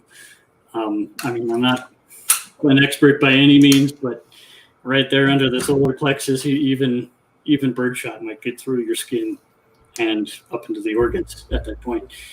Guaranteed that would definitely kill you. Yeah. Wow. First of all, a couple things I want to add on to that too, because it was great. This is something I've never seen before ever. 83 people are watching. This chat has been running all night. Incredible conversations. My wonderful, wonderful listeners. You got up, TP, and you gave us that demo, and the chat fell silent. Everyone is, I assume, still they're still here according to the numbers and all that stuff. Everyone, I've never had that happen on. Okay. Without, I'm going to do this without the gun now. Just okay. You got your gun, or they got the gun. They're pointing it at you, at your face, but you basically want to grab the weapon, as forward as you can, with one hand, and grab where the trigger is. With your other hand, lean back and pull. And like I said, this will either rip the weapon out of their hands, or it will cause them to, it will scare the shit out of them, cause them to accidentally pull the trigger and blow their own head off. Now, one of the additional values of this move, and you'll see almost all types of, if you learn any kind of gun defense, almost anybody who teaches you how to disarm somebody who's holding a firearm on you, this emotion, that violent jerking up motion is key, because it often will break their grip. And if someone's actually trying to kill you, their finger may be in that trigger position, not using a trigger discipline. If they're really ready to kill you, they might have their finger on that trigger, in which case, when you snap that gun upwards, you may break their finger, in which case it makes it very difficult to fire their firearm if their finger is broke. Yes.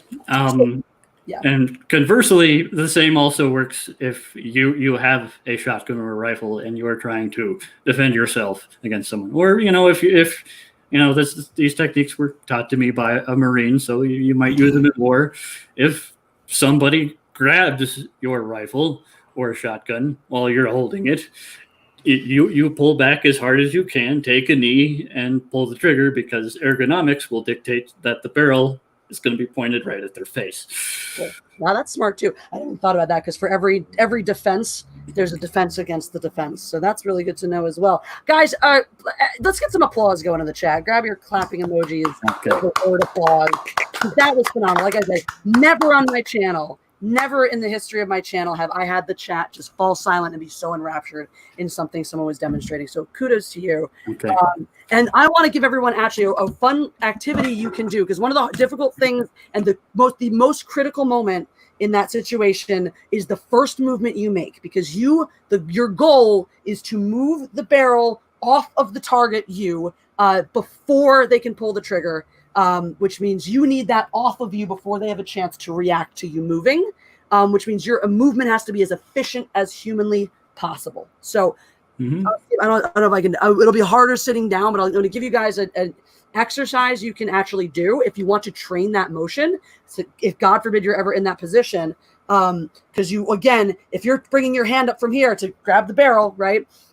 Boom. And that's what you want to do. And Flaming TV had to demonstrate in certain ways, because he was both the gun carrier and the disarmer. But that hand's going to come up, whichever hand you're going to use, right? Guns here. If I'm going to use this hand, right, and then grab the gun here and just make sure you know which way you're going. You're for the efficiency of motion, that palm's going to go straight up, right? No around, no hooking, no anything, directly from wherever your hand is to the gun. And if you want to help train that action, we all know this game. You know this game from when your kids. Yeah, right. You have your hands on them, right, and you do that, and blah, blah, blah. Another I used version. to play that all the time. Here's another version for you, right? Hold your hands like this. I'm going to hold your hands like this, right? And so now you can move your hands like this. You can move them like this, or you can split them and move them like this. And what I'm going to try to do is I'm going to try to hit one of your hands, right? So I'm going to try to come up and catch one of your hands before you can move it. So you can go up, down, or split to avoid, and I'm going to come around from the side, right, to move off, to try to come up from here in the same kind of angle, by the way, in the same angle, in that same motion. Coming from down here, I'm coming up on an angle, right, because I want to catch the weapon and I want to move it off the target. So my goal is to sit here, right, is to try to touch his hands, and Jeff's goal is to try to move them before I can do that.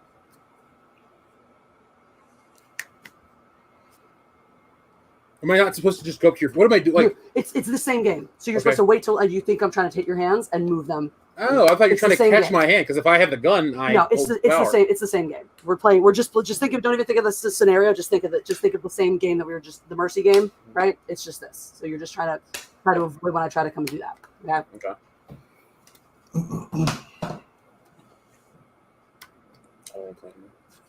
Well, trade rolls. Hold your hands to your side, right? We're physically can't. Hold I'm it in front of you. turned sideways. Hold just anywhere in front of you, right? Okay. And Okay.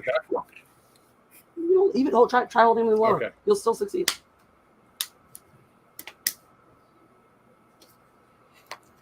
Even that you caught a whiff, right? We should place bets. So one of the things about this game, and the reason I'm showing it to you, right? So it's the same game that we've all played. You put your hands in the other, and you try to hit the hand. It's literally just those are the rules. But instead of hands like this and moving your hands back, you hold your hands here and you're going up, down, or split, you know. And the reason it's this way is because it's training that motion, right? And you saw Jeff has never done this before, have you? No. Jeff has never done this before. He learned how to do it in front of your very eyes, and because he used good motion. He has his hands at his side, and he didn't hook them, prepare, wind up, give any indication he was going to move. He brought his hand straight to my hand, and he had 100% success rate in hitting my hand. And that's what you want to that's what you want to get to, because if you're doing this game correctly, the person's hitting should have a 100% success rate or nearabouts.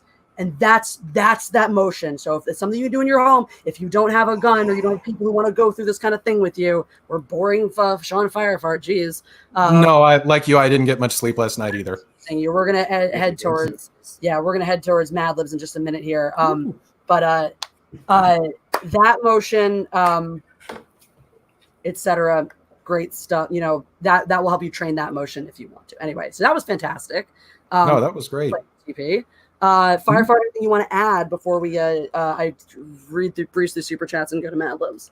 If I could, I'd like to do one myth busting effort.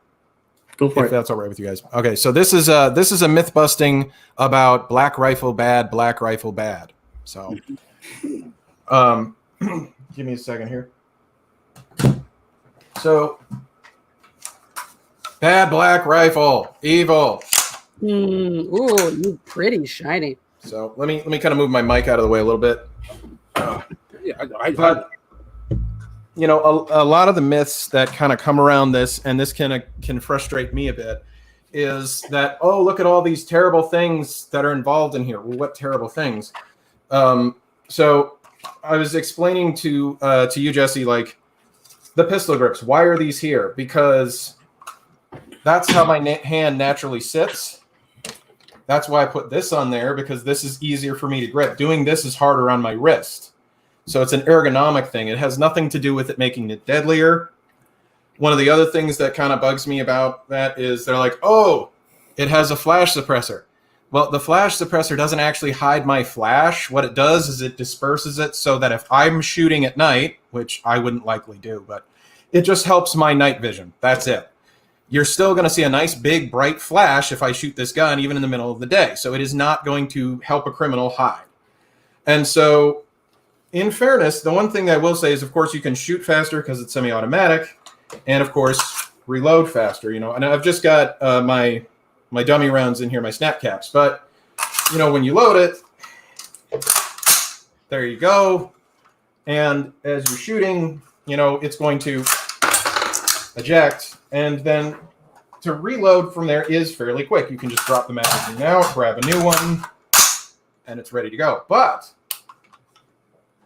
what I wanted to illustrate is how different is that from, say, just a normal semi-automatic rifle. This is a Ruger 1022. It has a little 10-round detachable magazine. Now, it doesn't have a flash hider on it, but they're out there, believe it or not. And it does have the same Picatinny rail where I could mount an optic on here like a scope. And how do you load it? Well, I've got some snap caps in there. Well, and what I was also going to show is you can get high-capacity magazines for these, too. This is a 25-round magazine instead of a 10. So how much difference is this? And it obviously does not look like an AR rifle. So charge it. When you shoot, it comes out just the same. And you would, again, just pull that out, put this in, and it's the same process. So, again, it's not really different. It's not this big, awful, evil rifle that people make out the black rifles to be. And more importantly, and this is what TP was pointing out, most people would look at this and say, oh, it's a wood-stocked bolt-action rifle. It's a hunting rifle. No. This is a Mauser K98K. This is what every German infantryman in World War II carried. This rifle was made for war. The only reason it isn't still used for it is because it's obsolete. But these bolt actions were designed for war. They weren't designed for hunting. And people say, well, but you can't reload them very quick. Well, let's break that one too. First of all, remember I said, this is not a clip. This is a magazine. This is a clip. You can see it's a little stripper clip. So when you load these, the magazine doesn't detach like on an AR rifle. But people say, oh, well, it takes longer to load. So let's test that. I got 5 rounds.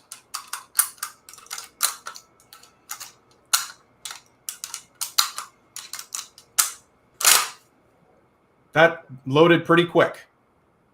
And this is the big one with those stripper clips. Wait till you see how quick I can reload. Now, I don't have dummy rounds for these, so I am not going to be pulling the trigger. Obviously, I've got my safety on.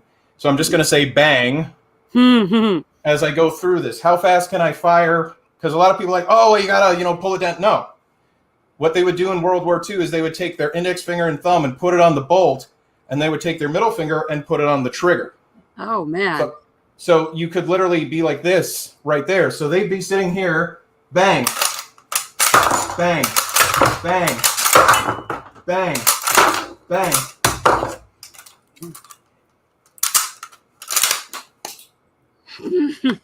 So tell me, does that give you more comfort if you have this over an AR? I mean, and here's the thing. You can get high-capacity magazines for those, too. You could get detachable magazines, too, as well. So yeah, modern bolt actions do have detachable magazines. You're 100% right. Well, I'm just saying you could even get those for the older guns. So it doesn't really matter. I mean, if you get shot with an AR, are you going to die? Maybe. If you get shot with a KR98K, you are dead. Yeah. So again, the difference of the bullet. This is your standard AR round, which is a 5.56 millimeter. Here's the 8 millimeter Mauser. Jesus Christ. This will kill you, guaranteed. And here's a little bit of interesting, again, myth busting. That freaking thing could hit you in your pinky and probably kill you. If this hit you in the pinky, you'd lose that finger. If this hits you here, your hand is gone. Mm-hmm. Because everything it hits, it's going to liquefy. Oh, nice. This 300 blackout. Yes. It's exactly the. It's just larger in diameter than your standard 5.56 round, but they use the same cartridge. So yeah, the gun's not loaded. They're really hard. These are really hard to. These are really hard to load with the bolt closed. There's 30 rounds in here. Yeah. And then I watched a Task and Purpose or somebody like, you should really load it with 29. And I tried to shove this thing in here. And I was like, hey, this is hard. Maybe I really should put 29 rounds in there because I think personally, you two need to, whether it's live or not, I'll even do it on my channel to sit and moderate.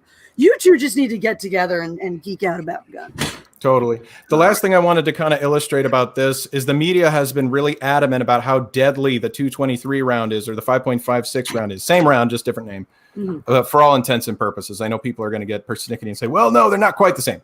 All intents and purposes the same. They want to say, oh, well, it's so much more deadly than other rifle rounds. Look, they picked this for two reasons. One, it's smaller, lighter, and people can carry more ammunition. And they found that whoever has more bullets in a firefight usually wins, regardless of whether they're this one or those big 8mm rounds. If you have more, you got a better chance of winning that fight. So since we can carry more of these, that's very helpful to our troops. The other thing is, there is some truth to the damage thing. This will tumble and cause more damage when it hits, but not fatal damage. Here's the big secret. Why do we use the 9mm? Why do we use the 223? Are they more effective killers? No, they're more effective wounders, because wounded soldiers are more expensive. And the quickest way to win a war is to bankrupt your enemy. True that. So know these things. Yeah. So it's freaking phenomenal. I learned so much from this. Also, Sean, one of the things I love about you is how you can, like, in the same sentence, you're like fact checking, the media we're at the same time assuaging the other 2A enthusiasm. Like, I know the difference. Shut up, it's not important. I love that. Yeah. Great dichotomy. Yeah. I don't care. I mean, semi-automatic, full automatic. I'm like, yeah, I'll call it an assault rifle, even though it's not technically true. Right. Basically, what's gonna happen in a war? You have a hunting rifle designed to kill bears, that they made for use in World War I. You kill one soldier, and his 4 or 5 buddies are going to be pissed, and they're going to be shooting right back at you. You wound one soldier, and they're going to have to carry his ass to an evacuation point, if they have one. They're going to have to take care of him and deal with you at the same time. Right. And that's how that works. So I'm gonna grab this we're gonna go in and do some super chats and hit the Mad Libs. Jeff did have to. We made the call that Jeff is getting us our bubble water, so we may or may not be back in time for Mad Libs. I'm gonna read this last super chat first, just because it's relevant kind of to our discussion, and then we'll bounce back. I'll get everybody who sent a super chat. Thank you guys, everyone. Andre Johnson says, much respect for the civil discourse, everyone. Is it possible they feel the removal of certain guns from society makes violent crimes more difficult to admit? I don't know enough to form an opinion on that. Thoughts? I do know something about that. That is that's the on the nose reason, is if we take certain types of guns away, people won't be able to commit violent crimes. If we don't show them in the media, people won't this and that. But I think FireFart made a great point earlier. It's the on the nose reason is let's reduce violent crime. And a lot of the things that happen when people want to reduce, like in the name of gun control to reduce violent crime, is, as I've already learned things I never knew, is misinformation and lack of understanding about the issue leads to a lot of pushes for laws that don't actually do the thing that they're trying to do. Exactly. And at the heart, yeah. They're trying to make people's fears go away. Yeah. And the thing is, this rifle, the 1022 that shoots a 22 long rifle, is responsible for far more murders. That cartridge is responsible for far more murders in this country than the scary black one. This one is significantly reduced. If you want to actually know what guns are usually used in crimes, 22s and 12 gauge shotguns. So which are two of the easiest types of firearms to get a hold of. And you know what everybody says to me? Why do you have a 45? Why can't you have a 22? Oh, well, I guess you're afraid of the wrong thing. Yeah, clearly. Bullets are bullets. Bullets. That's pretty much true. Bullets wound, they kill, they maim. They're, the original. That's the original reason for existing. So. Yep. And being the fact the number one murder weapon is of any form of blunt force trauma, you don't need a gun, and most people don't opt for one. Yeah, let's at this point. Why aren't we taking clubs out of Looney Tunes and baseball bats and any crowbars, anything of that ilk? It's just fucking. We're canceling horses now because horses are weapons. Oh, I saw that on your stream. I was like, oh boy. Horses are weapons. Did I miss something? Someone got knocked. It was actually really funny to watch. A mounted police officer in the UK fucking got her horse took off. And she got clotheslined by a light pole, a traffic light. It's hysterical. You can watch the video. We played it over and over. I think it was yesterday on the channel whenever you had it, or maybe. Well, we need to ban traffic lights. We clearly need to ban traffic lights, but then the horse went bolting into the crowd, and everyone was like, "Oh, well, these horses." And people talking about too. Oh, it's fine if the horses get hurt in the line of this because they can hurt people too, and they shouldn't have brought them into it. And clearly they're weapons. I'm like. Fuck you! They're animals. Shut up and die. You made that. I'm a weapon. I'm a human being. A bear is a weapon. Let's kill all bears because bears are weapons. Like, what the hell is wrong with people? Well, what are you doing studying fencing? Clearly, we don't use swords anymore. You're using that to kill people. Obviously, let's ban dogs while we're at it because you can train a dog to be a weapon. So, ban dogs. That's everything is a weapon. Take it from Jackie Chan. Everything is a weapon. Hey, let's go full Born Identity and ban pens. So that's the idiots. The lunacy. Whenever I walk into court, pen. Always carry a pen or two. That's a good thing because they won't take anything. Fucking court. I almost lost a really good nail file once because of freaking courts, court or government buildings and stuff. Oops. All right, super chat time. Cool. Swinging Kide says, "Trust in my apathy." Thank you, Swinging Kide. TBD. Jeff went out again, so I haven't had a chance to discuss with him. But we'll have probably a long and spirited conversation with each other about whether or not you deserve a wrench. So, and probably ultimately settle on who cares. Andre Johnson, thank you for the super chat and preemptively all the other ones that you've sent her. We already read. We did actually read another one. Who says, so basically bombs and other weapons are okay, but guns are bad because they go against our agenda. Do I have that right, HBO? Exactly. To a T. It's disingenuous. You don't care about our safety. You don't care about violence in the media or the effect it does or doesn't have on the children watching it. You care about your agenda. You care about what you want whose side you want people to think you're on. Israel's rifle, Galil, right here. Nice. Dude, the Mossad is a group of some of the most badass fighters ever. They really are. Seriously. Mossad is incredible. Look, if you're gonna be a tiny nation entirely surrounded by hostile territories, you better learn how to fucking defend yourselves. Oh yeah, I'd rather take. I'm serious when I say this. It's like, do you want to take on the terrorists or the Mossad? I'm like, is that a question? It's not a real question. No to the Mossad ever. Yeah. Yes. Carrying on, Mr. Another, thank you for the super chat. It says, have you seen Highway to Hell? Has cameo Gilbert Gottfried as German leader. I have not seen that, but that sounds fantastic. Yeah, it does. Oh, well, we're in the discussion of things that are neither. Oh, cattails. That's what I was trying to think of earlier. They are not the tails of cats. They are neither cats nor are they tails. Beth says, also grape nuts. Why? What twisted mind came up with that? Excellent point. I love grape nuts. My question is, who came up with the name rapeseed? That's what I know. Because I always think about that because there is grapeseed oil. And there is also, people don't know this. Why is canola oil called canola oil? People are, it's a blend of oil.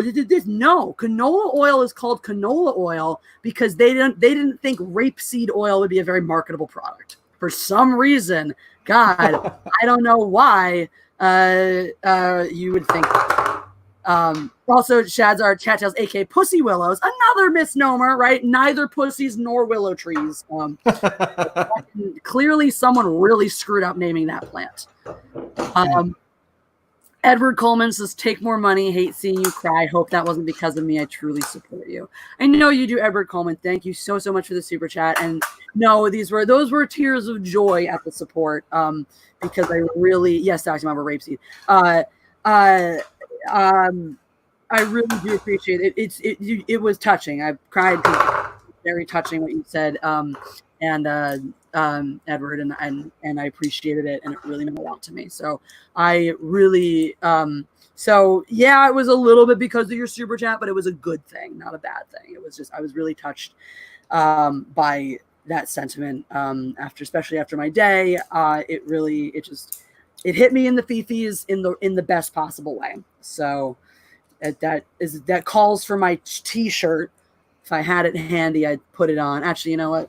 I'll be right back, kids, boys. You know, I love that word, fifis. It's such a good word. It is. It really is. It should be. Everyone should fifis should be part of everyone's life.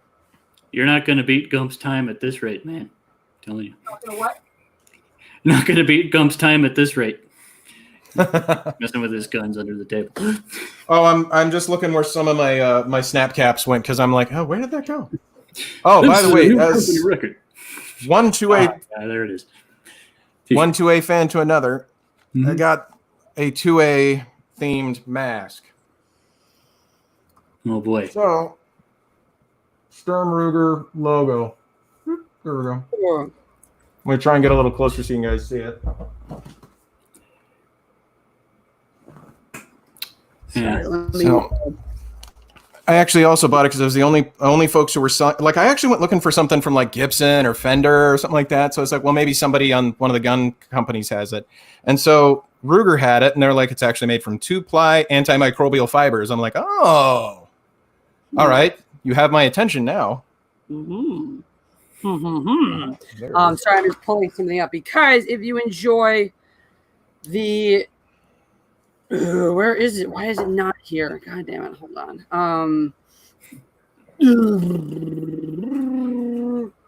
Blurb, blurb, blurb, blurb, blurb, blurb. I've been searching for one of my own T-shirts, and I so far came up with the Spanish version of my thing. I don't know why you're being weird. Do you have a Spanish version of your own T-shirt? No, there's a. Is it not offered anymore? Shit, what happened? Where's my fucking shite? Unless it's like, oh well, that net game did. This is a tangent that I now don't want anymore, or I'm no longer interested in because it's gone. Let's see, listings. What are my listings? Is it all you're showing me?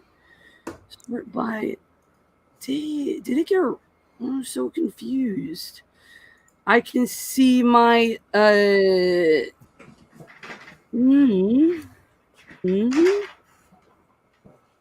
it not? Hold on. Can you not get the shirt anymore for some bizarre reason? Yep, apparently not. I don't know why, but you can't get my this shirt anymore. I'm gonna figure that out and relist it.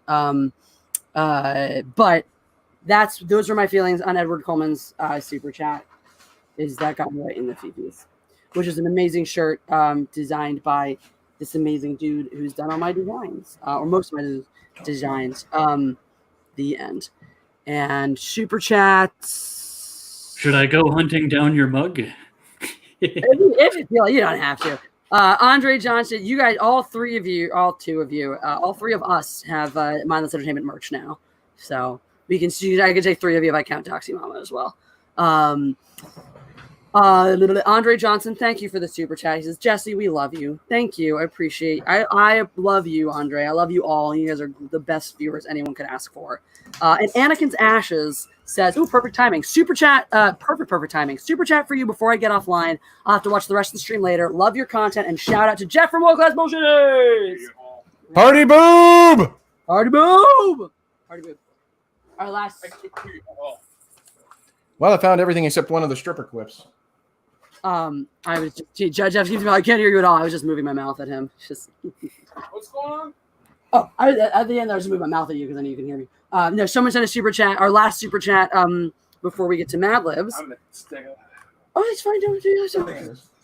As long as you know where your guns are, that's all that matters. I know where the guns are. I know where any ammunition or snap caps are. Stripper clips are really inexpensive, but I found it. Anakin's Ashes says, shout out to Jeff from World Class Bullshitters. So Anakin's Ashes, I hope you did get to watch this later and hear us shout out your super chat. But it is time for Mad Libs, bitches. We are All right. All What? right. All right, cool. what? We're just starting now. All right, cool. But we're gonna stay on twack and tonight. Stay on quack. Stay on twack. We're gonna stay on twack and hope we can find ourselves a wascally wabbit. So if you haven't played before, just real quick, such word goes to the chat. Super chats will supersede the suggestion. If a suggestion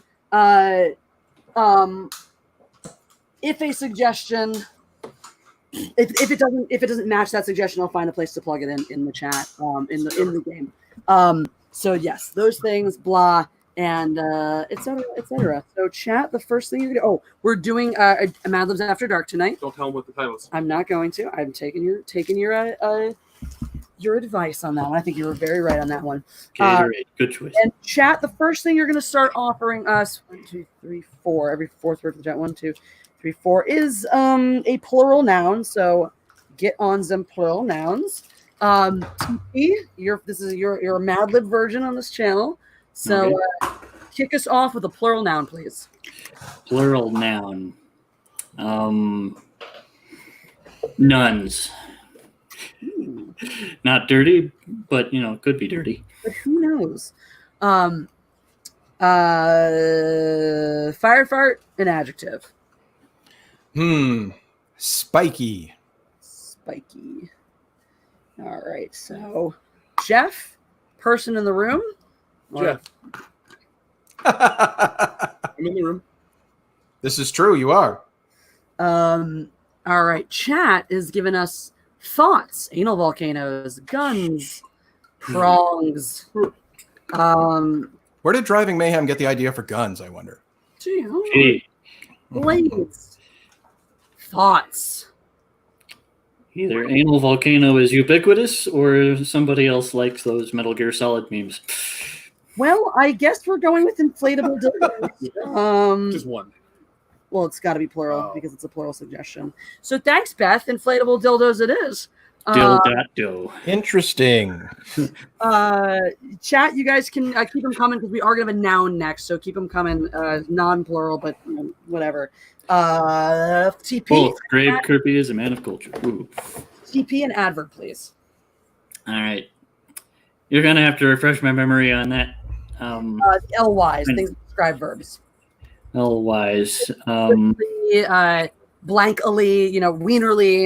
Yeah, I get it. I'm just trying to think of something that's unique, which, of course, makes my brain stop. Curmudgeonly, I don't know. Nice. I like it. I love my peeps. Oh, and FireFart, person in the room. So as we know, that could be your home or any of us, any of the people in our homes or anyone in the chat.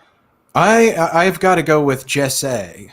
Ooh, I get to be in it too. And you got to spell it that way, JESS-EH, Jesse. Jesse. It's the Canadian version of you. Jesse. I just realized I actually got a little pen on Jeff's clothes. They sending me to Vietnam, Jesse. Sorry. That's all I have to say about the war in Vietnam. Describing me. Describing you? What's a better word? A little sweaty. Sweaty's fine. Go with your sweaty. Sweaty. Let's say that way now. Yeah, I just remembered something from last night's stream that I wanted to say. Jeff says he hates the show Cops. And you guys are Star Wars fans. Have you seen the parody of Cops that's done in Star Wars universe called Troops? It's awesome. That's great. Yes. Jesse, if you haven't seen that, you have to see it. Watch it off there if you want. Noted. It's a bunch of stormtroopers on Tatooine dealing with domestic issues, and then they go to the Lars homestead. Right. Well, that sounds like fun. It's really good. Holocorn Library Fox, I think I hate you. Just Ashx 12. Oh. What the hell? How did you get that out of the last part? Oh, that's Elon Musk's kid's name. To me, that would be Jesse AEX12. So you sound like a fucking product or like a DCIP number, or DCPI number for a product to It target. was Ash X12, I think is how it's supposed to be pronounced. We looked this up. I was like, this is the stupidest name. Elon Musk deserves to be canceled for that. He named his kid that? What? He named his kid that? That is the name. This here. Him and his wife or This girlfriend. A-stupid, and the by the way, the AE is a diphthong. It's the diphthong of it. That is what he and Grimes named their child. Anyway, that's terrible. I'm gonna name my kid Fart Machine or something like that. That would be better. At least you can spell it. At least you can type it on an ordinary keyboard. And I got in trouble for wanting to name a daughter Luthien. That's a nice name. I like that name. Yes, but Ashley said, no, our children will not be made fun of because their father is a nerd. I'm on Jeff Shimore on that line, but I'd go with a dorky name maybe. Where were we? Phoenix if I have a boy. From the Luna chat. if I have a girl. Wienerwort. Wiener. Penis. That's very on the Flaming TP, what state are you in? I am in Colorado. Ah, okay. Just north of us here. Well, northeast. I think we're Are you in Texas? No, I'm in Arizona. Ah. Oh, right. Northeast. Jesus. We're going wide jelly from Am I right or is my geography off? You're right. You're right. All right. Well, we just got. You live in the land of Razor Fist. Yes. And Jeff, Razor Fist is a massive fan of Blade Runner. Oh, I know. He's been on the channel before. Ah. Oh, no, I know. I've watched. I just didn't know if you knew that because he did like this whole like episode where he talked about Blade Runner. It was like an hour long. Dude, I was in heaven. the crazy part about him is like I haven't gotten any of his videos lately, so I completely Really? forgot them. I got to check YouTube. Point of order. Wienerwort. We're using this as a noun or a part of the body. Part of the body, obviously. Yeah. I will let you know this is going to take what would have been your part of the body. It's going to be a noun then. I'm just tired of getting adjectives all the time. Not true. I can put it.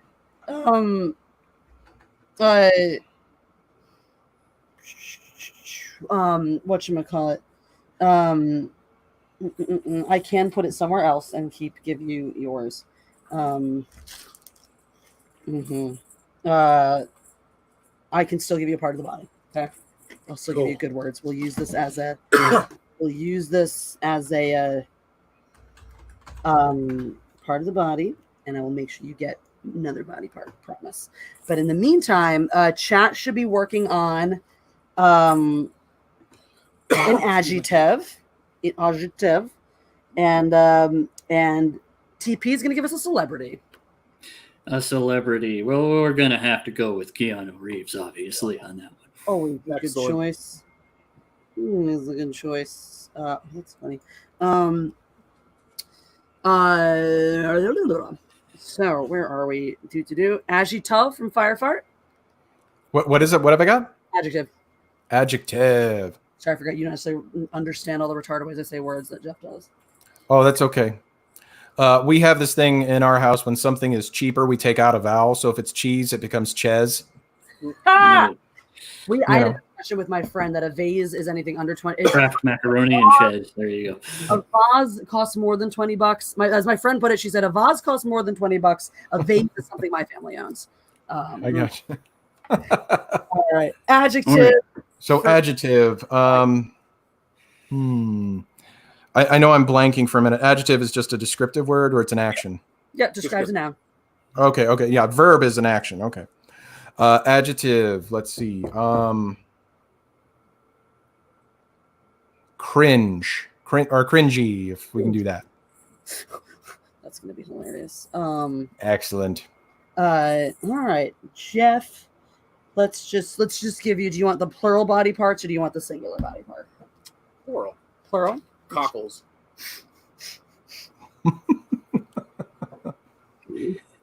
I asked for that once. I didn't pay any money, though. I don't think we got. Well, here's your reception.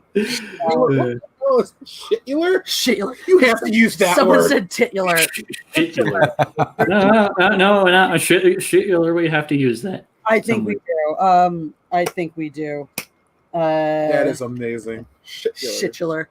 It's when it's when something is so irrelevant that it's shitular. Ooh, you know what should be, because titular is The like titular is when it's character, is when it's the titular character is the thing that names the titular song, whatever. It's when the thing is named after the title. Shitular should describe when a movie does an obnoxiously puts the title of the, like, not in a good or clever way, but obnoxiously puts the title of the movie into the movie. Like when The Last Jedi does it. I will, it's the most awkward sentence to say ever. When I kill you, I will have killed the Last Jedi. You are using a past participle. Fucking nobody talks like that. When I kill you, I will have killed the Last Jedi. Mm-hmm. No! Force Awakens actually uses The Last Jedi in the crawl, too. I hate it. Mm-hmm. Nobody Welcome to Con Air. talks like that. I love Conrad. Ooh, here's another version. Or just, titular example, Captain Marvel. Perfect. That's also not, titular also applies when if you have a titular character and they suck. Speaking of Captain Marvel, that was, I was telling Jeff that, like, that was how I actually ran into your channel, was you talking about Captain Marvel doing her own stunts. And the two things that literally had me stopping because I missed 30 seconds of your rant on both times was first when you called her Captain Twatwaffle. And then when you did this like cross-eyed facial expression, and she's like sitting there going, I do all my own stunts, and I was dying. I was just like, yeah, that sounds about right for Brie Larson. Don't talk about my eyes that people have figured out by grabbing the weirdest still frames from my videos. They will frequently just like roll in different directions. I know. I look at you every day. There's the weirdest screenshots where my eyes are like here.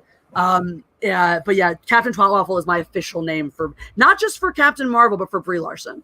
It's fitting. It's perfectly fitting. Really is. And chat, we're gonna have you keep rocking with these adjectives because you're coming up with some really good ones, like shitular. But I saw gelatinous from Andre Johnson. It's a great one. Boobtastic from Greg Kirby. I think we all get behind these. So keep them coming, or if you don't want to keep them coming, we'll just pull from one of those because they're all great. In the meantime, TP's getting a noun. Okay. I'm trying to think. It's not that would be a proper noun. It's person, place, or thing. What should I go with? Literally easy. Okay. I'm trying to think dirty, but I'm coming up blank, which is very rare for dirty.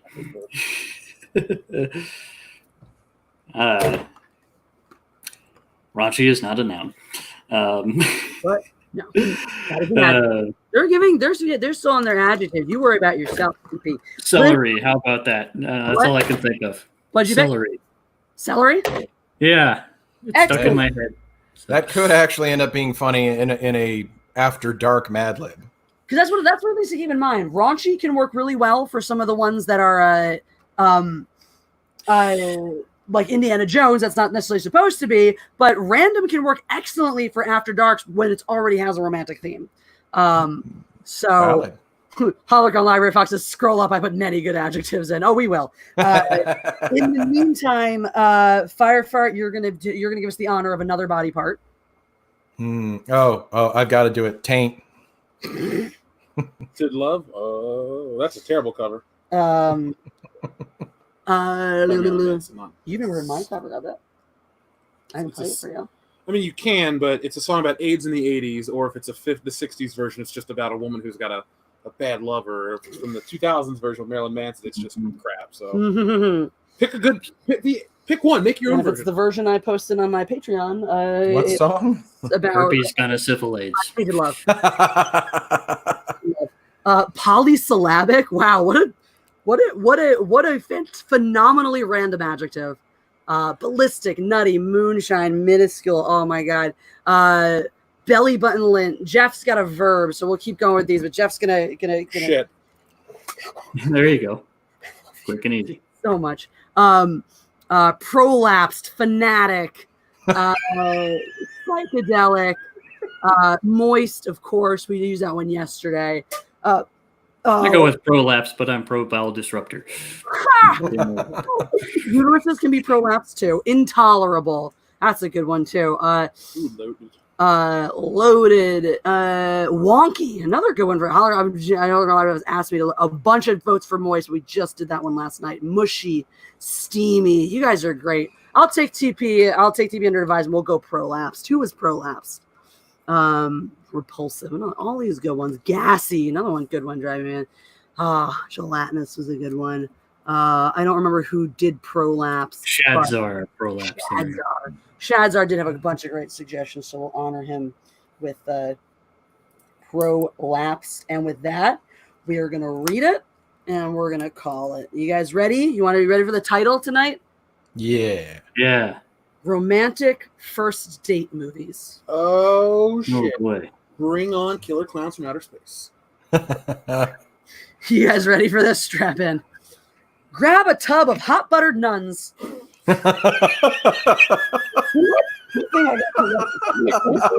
I do like them buttered. Thank you, Sean. That was awesome. Woohoo. And you were concerned that wasn't going to be good. Grab a tub of hot buttered nuns and treat your crush to the only thing you really need for a great first date. You and one of these spiky romantic comedy classics. Can we talk about how I can't actually think of another word right now that is funnier than a tub of hot buttered nuns. It's like straight up, that was brilliant. Let's just enjoy, bask in the glory. Bask in the glory. That's one for the ages. I'm ready for this one. When Harry met Jeff. Ah! Right. Harry and Jeff have been best inflatable dildos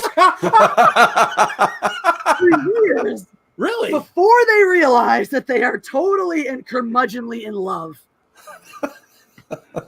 I feel like this is like the weird, awkward parody comedy version of your and Dion's friendship or something. I was about to say, is this the truth of Jeff and Gian on the down low? Right. Story since before I met him, so we're cool. All right, you guys ready for mine?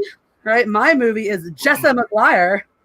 Jessa McGuire, Perfect. sports agent, shows he has a conscience and gets fired. A lovely accountant and a KY jelly ball player. What? Keanu Reeves, who runs around yelling, "Show me the deer lady," help him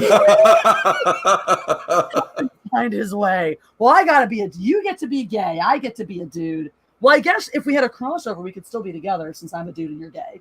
I'm a dude, you're a dude? Yeah, I'm a dude. He is a dude. By the way, real quick, Jerry Maguire is a terrible movie. And did you see people have built shrines out of its VHS tapes?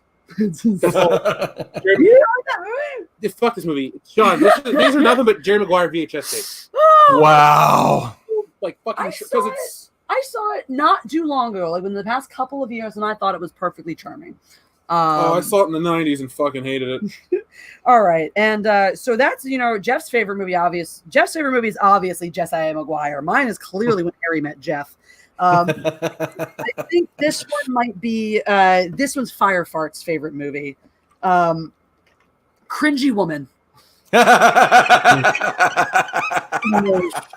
Cringy Woman. Oh no! Fuck!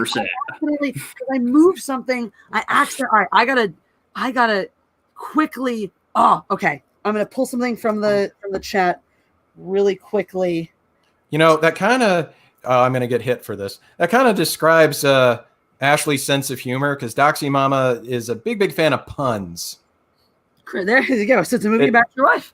Yeah, cringy woman on that. So it's perfect. This is your favorite movie. I was right. Well, it's about a billionaire. Well, here's the plot. In case you've never seen Cringy Woman, a billionaire anal volcano. That sounds like Jesse McGuire to me. Hires a hooker with a wiener wart of gold.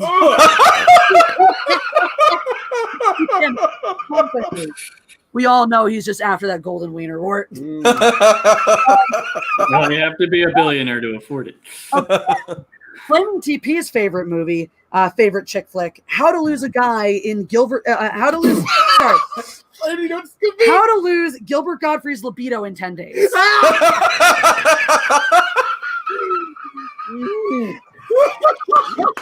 All he needs is 15 minutes in his right arm.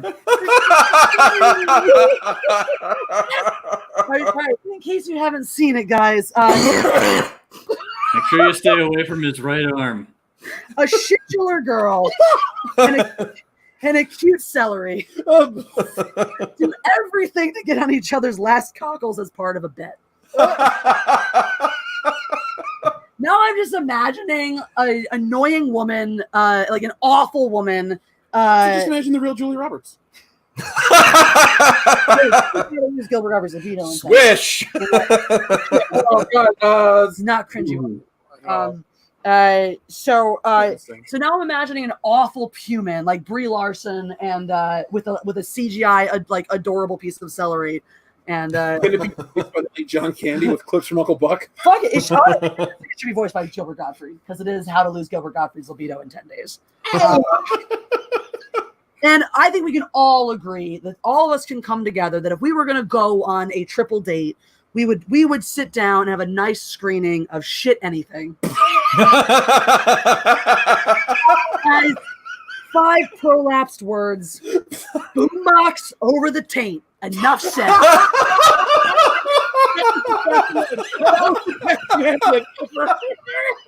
Boom! Boombox over the tape. There's just these ankles up in the air. I'm just thinking like, oh,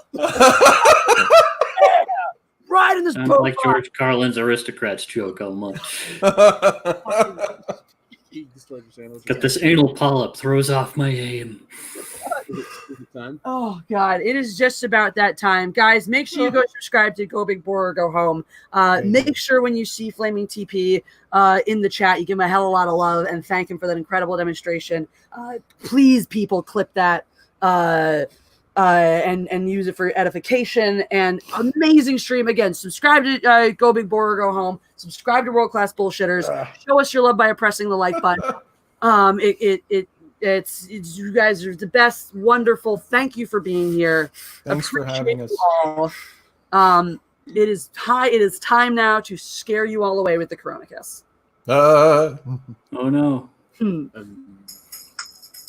Jeff is so ready for the Corona Kiss. I'm also ready for